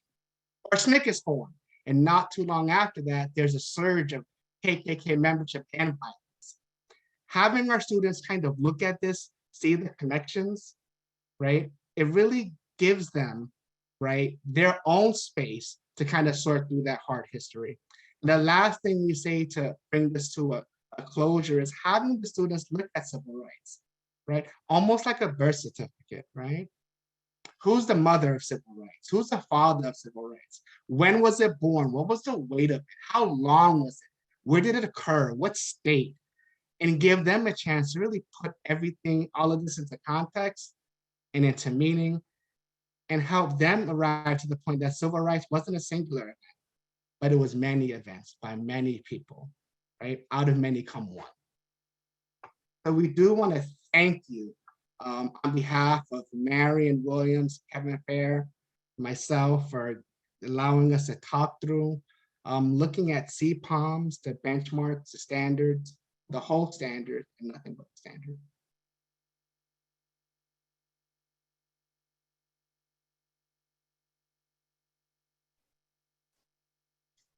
All right, thank you. Let's snap it up. Thank you so much.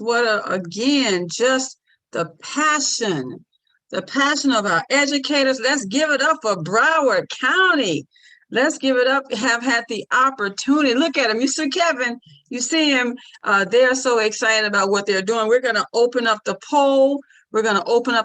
I'm trying to get it launched. We're working all kind of double duty here, Marion. We kind of got a lot of different things going on at one time. And so we're very excited.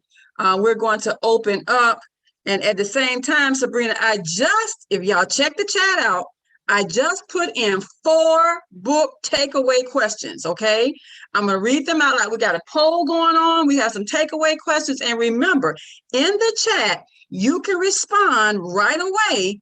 You can respond right away to those questions. I'm going to read them out loud, Sabrina. I'm going to read them out loud. Number one, what is the national holiday known as Emancipation Day, and when is it? Number 2, give an example of a primary source.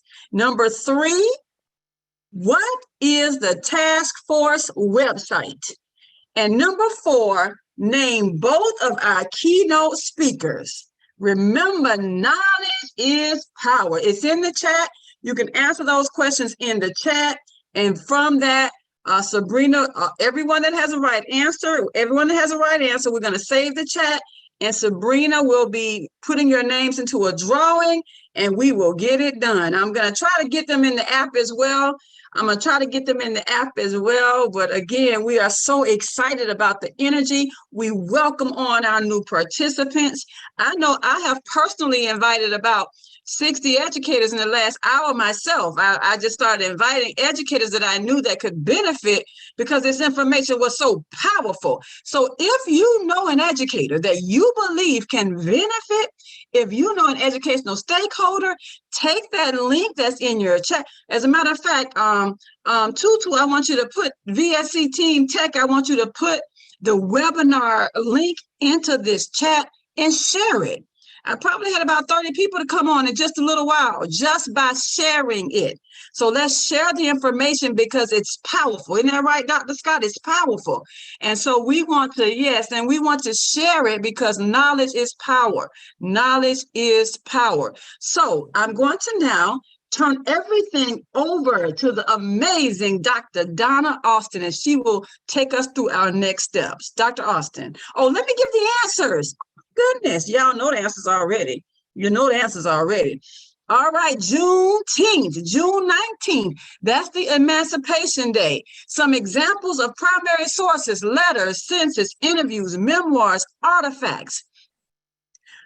What is the task force website?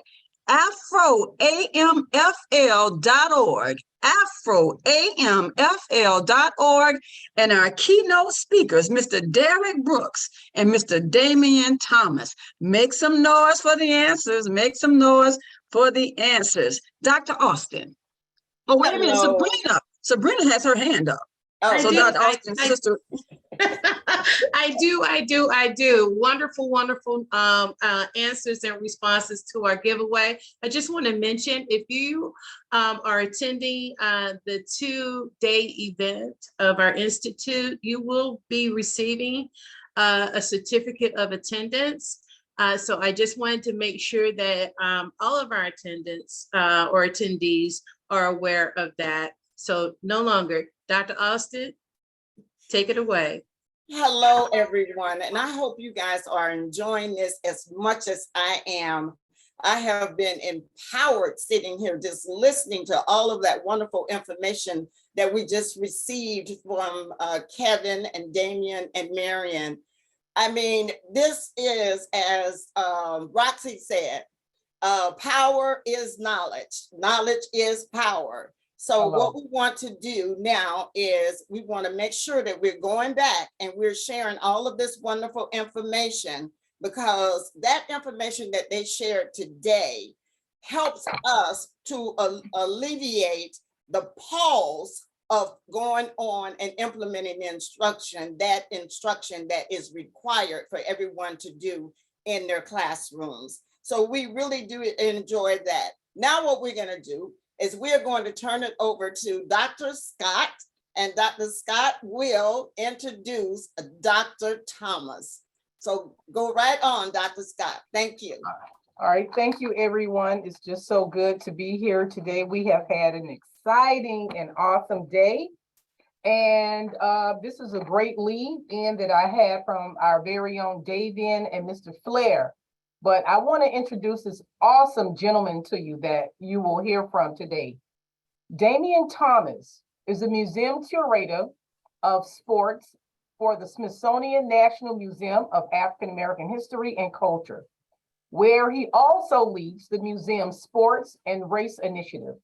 He earned a BA, MA, and PhD in United States history at UCLA. Prior to joining the museum, he was an assistant professor at the University of Maryland, College Park, and the University of Illinois, Urbana/Champaign. He is the author of Globetrotting, African American Athletes and Cold War Politics, and numerous other articles and op-eds. Please receive at this time our very own Damian Thomas, as he will share with you today the legacies of the 1965 Voting Rights Act. Let's give a snap up for And we're excited to hear from you today. So everyone hold on to your microphones and your questions, and you're going to be definitely amazed with his awesome presentation on today. Thank you so much. I'm really excited to be here, and I'm really excited for the work that you're doing. I am bringing you greetings from the Smithsonian National Museum of African American History, where it is our duty and responsibility to preserve and share this history. I want to talk about the 1965 Voting Rights Act, its legacies, and the challenges that we face today when it comes to protecting the voting rights of African Americans. Let's go to the next slide. I want to start by thinking about one of the recent elections, the Trump versus Clinton election, which is similar to the Trump versus Biden election as well. If you look closely at this chart, you'll see that there were 60.5 million Americans who voted for Clinton, 60 million Americans who voted for Trump, but there were 100 million Americans that did not vote. And that's for a number of reasons. Some of them had difficulty getting to the polls. Some of them don't believe that voting matters anymore, that their voice doesn't matter. But what's interesting to see is that the number of non-voters is higher than the number of votes received by either of the two candidates. And let's go to the next slide and we'll see a visual reminder of what that looks like. If those who didn't vote were a voting bloc, the states in gray are the number of states in which they were the majority. It's just astronomical to think that only in six states and the District of Columbia, that the number of people who voted for one of the other candidates outnumbered those who did not choose to exercise their right to vote and to be heard.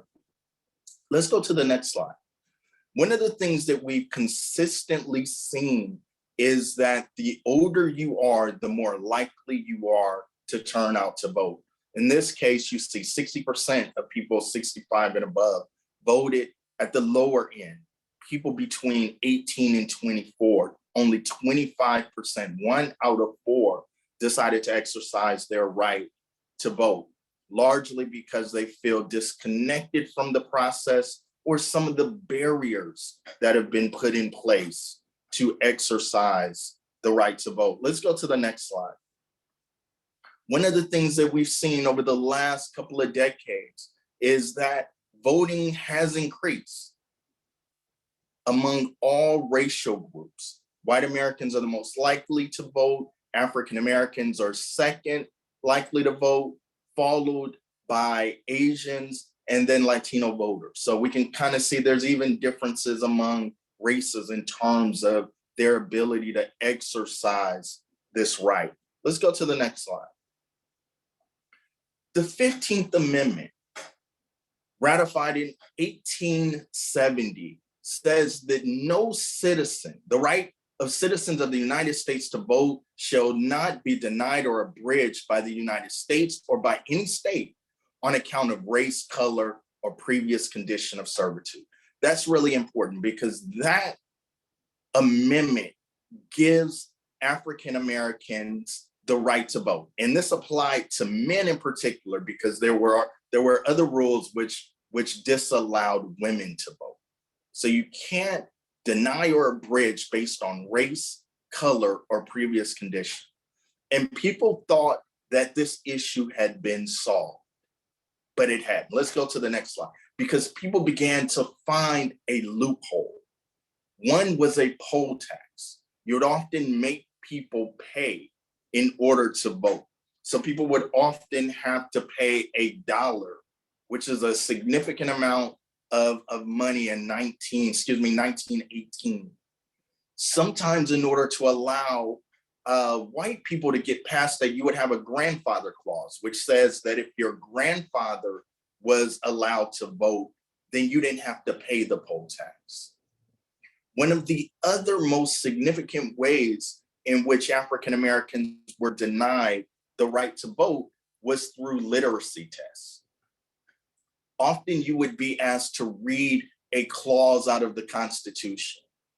and it was up to the person running the site to determine whether you had properly interpreted that clause.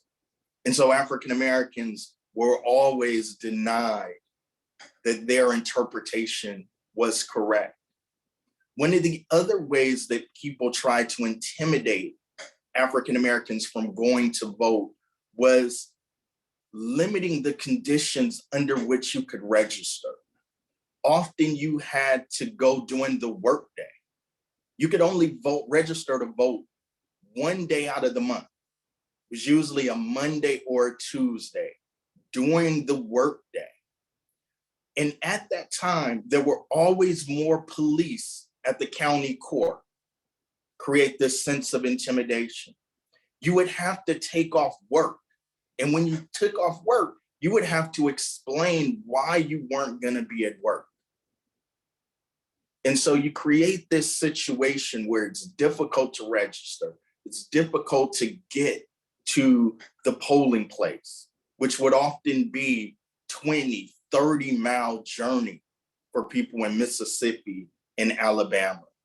Let's go to the next slide. We look at the case of the legendary Fannie Lou Hamer, who became one of the most important and significant voting rights activists in the 1960s.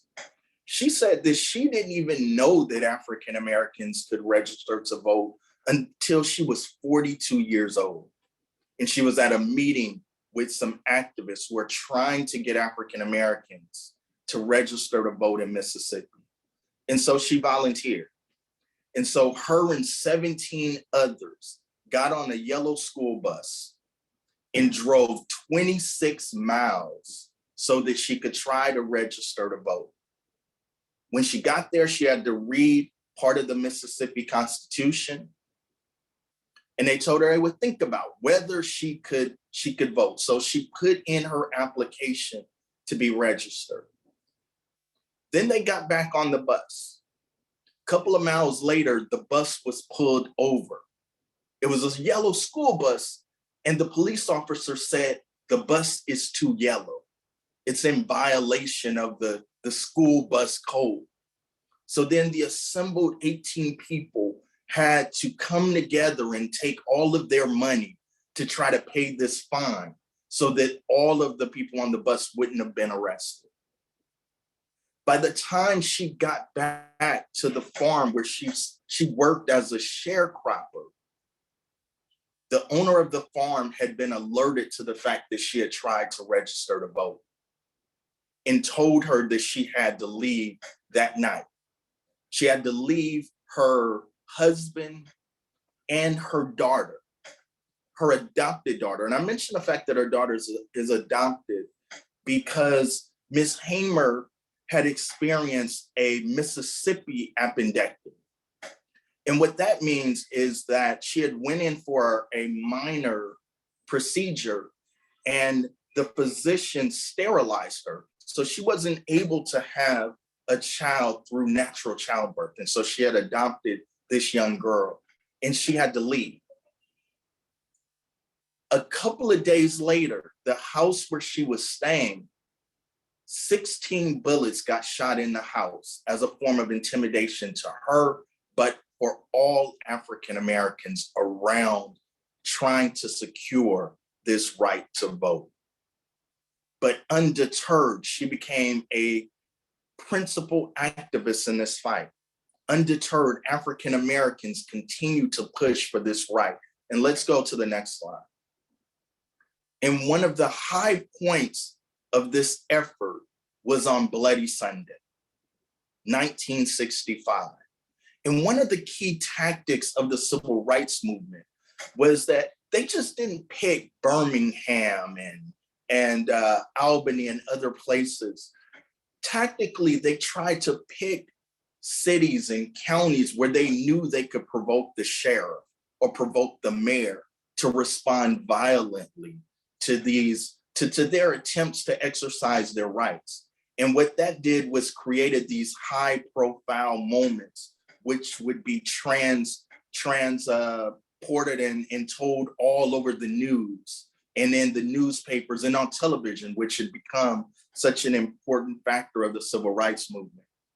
And here, the man in the front, the legendary John Lewis, Congressman John Lewis, who recently passed, we see him getting assaulted by the police officer, and he would ultimately have his skull cracked. But this moment helped galvanize the country to support African Americans' voting rights. And the Voting Rights Act passed later in this year in 1965. Let's go to the next slide. And what the Voting Rights Act, one of the core elements of the Voting Rights Act did was it said all of the states and counties and places in red had to send their changes in voting laws and rules to the federal government, to the Department of Justice for review before they could be implemented. And all of those places had a strong history of trying to restrict African Americans' ability to vote. Certainly some of the states we would have expected, Louisiana, Alabama, Mississippi, but also you see spaces like New York and California as well, having to submit their voting rules to the Justice Department. And so that provision helped protect the rights of African Americans to vote. And so out of that, we see some important developments. Let's go to the next slide.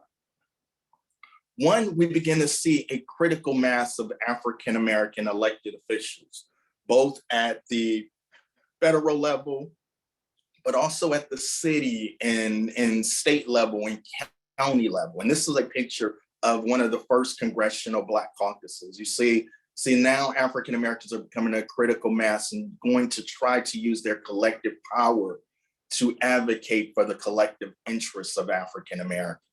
And so African Americans occupying those seats of power have tremendous ramifications. Let's go to the next slide. The rise of the Black middle class, because one of the things that begins to happen is now politicians have to think about Black people and the Black vote. And so you begin to see a middle class develop largely because government employment becomes widely available for African Americans. And government employment has been key to the growth of the Black middle class, whether it's at the city level, the county level, the state level, and the federal level. People working for the post office, working for local universities, working as administrators in hospitals, as clerks in the departments of education, the Department of Finance. So this is really crucial because now that people need the Black vote, they're responding to it and ensuring that African Americans are sort of progressing in society. Let's go to the next slide. For those of you who have been to the National Museum of African American History and Culture, you might remember this house, which is in our Slavery and Freedom exhibition. And this is a house that was built in Edisto Island, South Carolina in the 1850s. And it speaks to the legacy of slavery, but it also speaks to the implications of continued segregation and lack of opportunity. Because what continued to happen in places where the Black vote wasn't influential, where it wasn't decisive, where it couldn't have impacts on elections, we continue to see African Americans suffer. This house, without running water or electricity, continued to be somebody's primary residence until 1981. And we see this all throughout the rural South and in Black communities where the Black vote can influence the election, is that schools don't get put in those communities, roads don't get paved, electricity and water don't get sent to those areas into the 80s, and in a few cases, even into the 1990s. Conversely, as I mentioned, in places where African Americans votes were having impact, we began to see infrastructure designed to try to appeal to African Americans so that they'll become part of that politician's voting bloc. Let's go to the next slide. Here's an image of the signing of the 1965 Voting Rights Act by Lyndon Johnson. Let's go to the next slide. Got reauthorized in 1970. And I should say that Johnson was a Democrat, Nixon the Republican, reauthorizing in 1970. Next slide. 1975, Republican Gerald Ford reauthorizes this act. Let's go to the next slide. 1982, Republican Ronald Reagan reauthorizing the Voting Rights Act. Let's go to the next slide. 1992, George Bush, Republican, reauthorizing the Voting Rights Act. Let's go to the next slide. 2006, George Bush, Republican, reauthorizing the Voting Rights Act. And in this instance, in 2006, he reauthorized it for 25 years. The Senate vote was 98-0 in support of this. So all throughout its history, the Voting Rights Act had not been controversial. It had not sort of caused these levels of angst. So what happened? Why are things different in this new era? What happens that causes people to now believe that voting rights are a problem? Let's go to the next slide. Between 2010 and 2015, you begin to see all of these states try to implement changes to voting rights. What's happened since 2006? One, the election of the first Black president, Barack Obama, causes some level of consternation. Two is that we have to remember when Barack Obama got elected, the Democrats controlled the House. They had 60 votes in the Senate and controlled the presidency. That is the holy grail of politics. Three is that we have the census of 2010, which leads to redistricting, redevelopment. It's going to lead to voting maps being redrawn. So those are some of the important things that are happening here. Let's go to the next slide. By 2017, 2 years later, we see almost all of the country has now tried to put in bills to restrict access to the vote in this country. So this is becoming a national issue. Let's go to the next slide. One of the things people said is that voter fraud.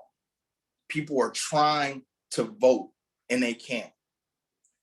This is one of the latest studies, and with the federal voting fraud, it's harder to get the numbers. But as you can see, there's very limited people. When we talk about 220 million people casting votes, this is not a significant number, 38.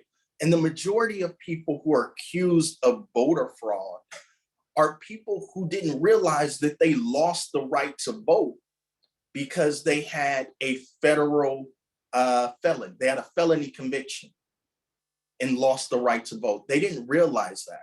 Or sometimes you have people who are voting twice because their precinct might have changed and they might have went and put in a provisional ballot somewhere and then found their other precinct and then also went there and voted, trying to ensure that their vote counted.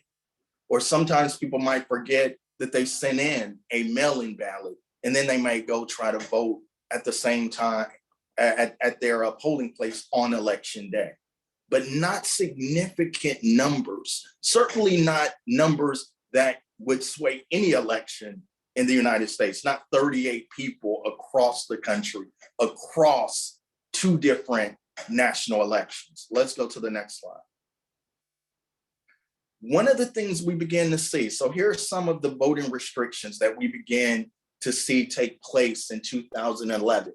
I should say that one of the other things that happened in this period is that the makeup of the court changed with President Roberts getting appointed by President Bush And so people are starting to think the court is going to be more conservative and approve some of these rights.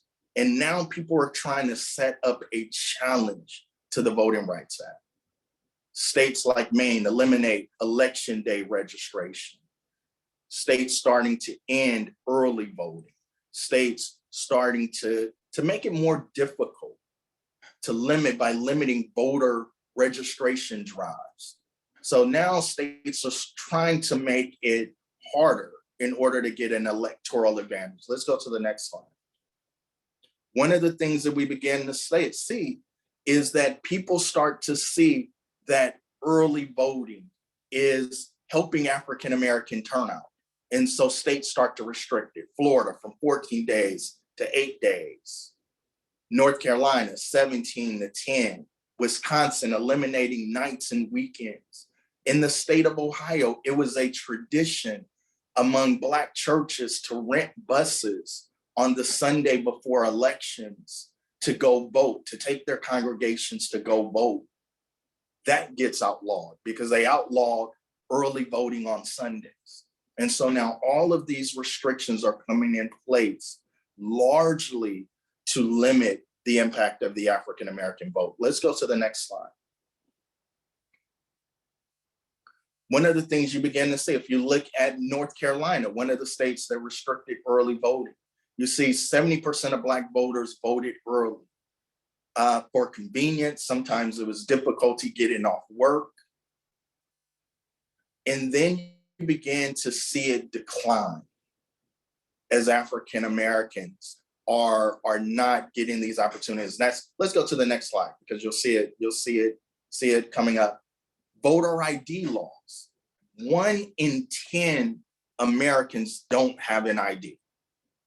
I'm still baffled by that. I'm not sure how you kind of really live optimally without an ID, but the number is 1 in 4 for African Americans not having an ID. And so these rules about government IDs, even though there's not any evidence that there's widespread voter fraud, significantly impacts or disproportionately impacts African Americans. Let's go to the next slide. And here's how we see it by racial breakdown. 1 in 4 African Americans don't have a valid ID. 1 in 5 Latinos, with white Americans being the most likely to have an ID, with only 8% not having an ID. We also see how class impacts this. People who earn less than $35,000, 15% of them don't have an ID. Also impacts younger Americans. Those 18 to 24, 18% don't have IDs. So this is you can tell who you're going to impact with these rules and these laws. Let's go to the next slide. Gerrymander. This is a congressional district in North Carolina where they took all of the Black people and put them in one congressional district instead of spreading that population out among 3 or 4 districts where they could have impact and might be decisive in those various counties. So now you take them and put them in one county that basically spans the entire state as a way of limiting the impact of the Black vote in more places. And so this case went all the way to the Supreme Court. And the Supreme Court recently said that you cannot gerrymander based upon race, but you can based upon politics. And so now we're beginning to see these fights over congressional districts and who's in power and how they draw the lines for their own political purposes. Let's go to the next slide. Then in 2013, we get the case Shelby County versus Holder. And Holder is former Attorney General Eric Holder. And the Supreme Court rules on Shelby County 5-4. And what Justice Roberts says in the decision is that the map I showed you, the coverage map, all the states that have had to send their voting rules to the Justice Department no longer have to do so, because these are eradicated practices. Even as he saw them in 2011, 2012, his decision says they are eradicated and that there is no longer evidence. There's no evidence that we need to have this pre-clearance remedy, which had been in place since 1965. And so with the Holder decision, now we're going to see the intensification of voting restriction. Let's go to the next slide.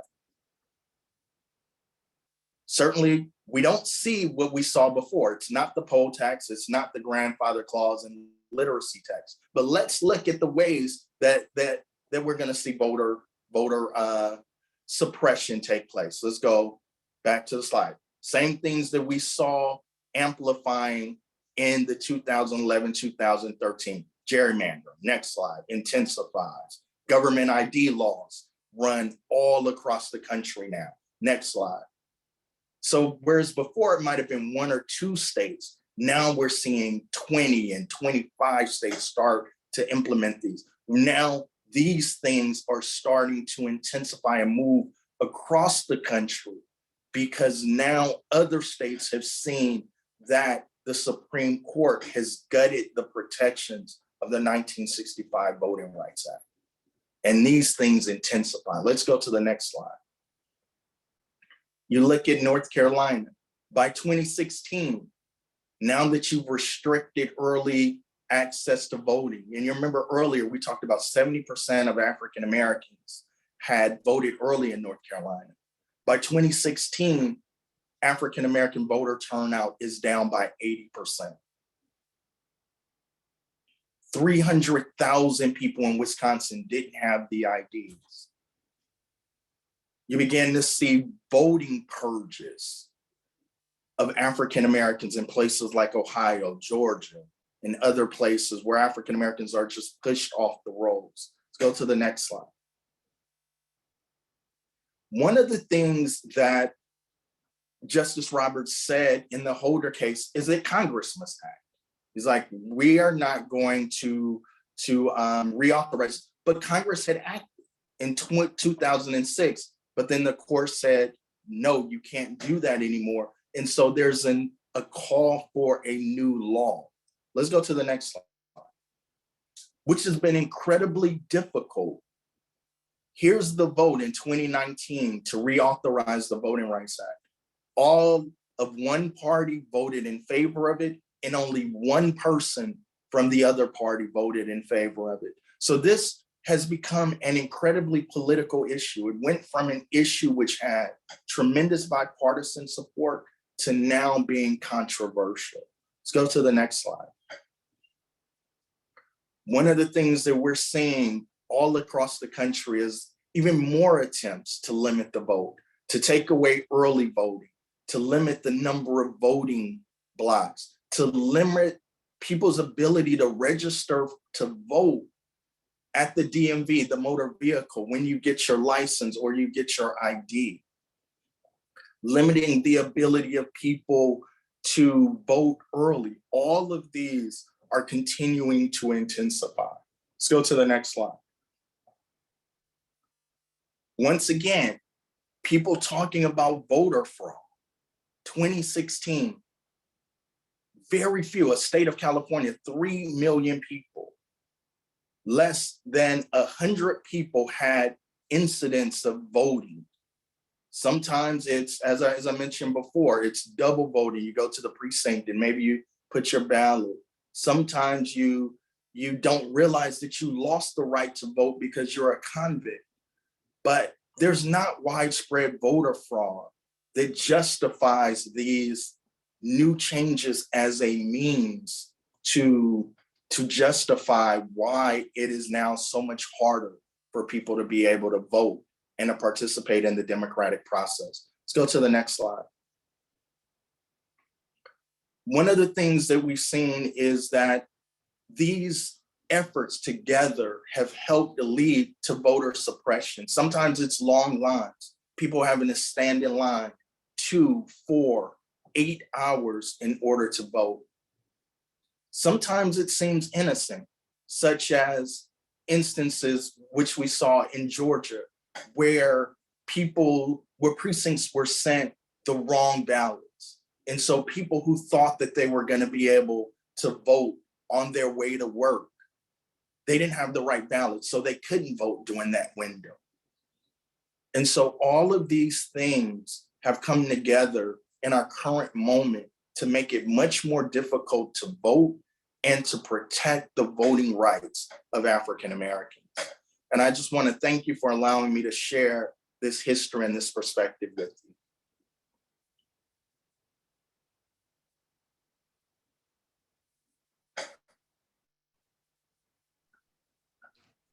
Thank you, Dr. Thomas. What a wonderful presentation. Before we move on, are there any questions regarding Dr. Thomas' session, a wealth of information, statistics, actual exhibit of primary sources? Any questions? All right. Thank you, Damien. What an amazing session. We really appreciate it. Let's snap it up for Damien. Let's snap it up for Damien. How powerful that session really was. We truly appreciate all of your work and what you're doing. As we see, we're going to be launching that poll within the app, as well as you see it already on the screen. So again, we are just super excited. We are super excited about what you've done. Let's show some love to Damien in the chat. And if you by chance have any questions, Dr. Austin, do you want to navigate if there are any questions? I'm going to open it up to you. You're muted here, but if you want to navigate, I know Dr. Kelly is, you're going to kind of fill in if you want to navigate and then end out this lunch session before lunch with Dr. Austin. Thank you guys so much. And Damien, that is some wonderful information that you have shared, and all of the presenters have shared some great information. And it is my belief that if we can get this information out to the masses, then it will help alleviate people from having a high level of anxiety of implementing the instruction in the way in which we know that it needs to be. Because it seems to me that people feel that our efforts are something that is not necessary. But the information that presenters have provided this morning definitely lets us know that we need to get the information out there so that we all, not just African Americans, but all Americans can move accordingly so we're all okay.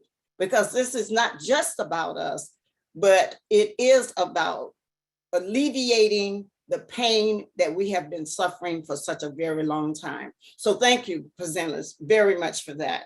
And I think our next thing that we're going to be doing is we're going to go to a break. I'm not sure if Sabrina, if you guys are giving any kind of giveaways at this point, and if not, then we will take a lunch break, and our lunch break will be from 12:30 to 1 o'clock. And we are expecting everyone to please promptly return by 1 o'clock so that we can move into the second half of our session. Thank you guys so much. And if there's nothing else, we will see you at 1 o'clock. All right, and Tracy, yes, and Tracy, I saw that you were talking, but you were muted. Did you have something to say? You were talking, and I thought you were talking to us, but you were muted the entire time. So were you saying something? You were talking very animated, but you were muted. I am so sorry.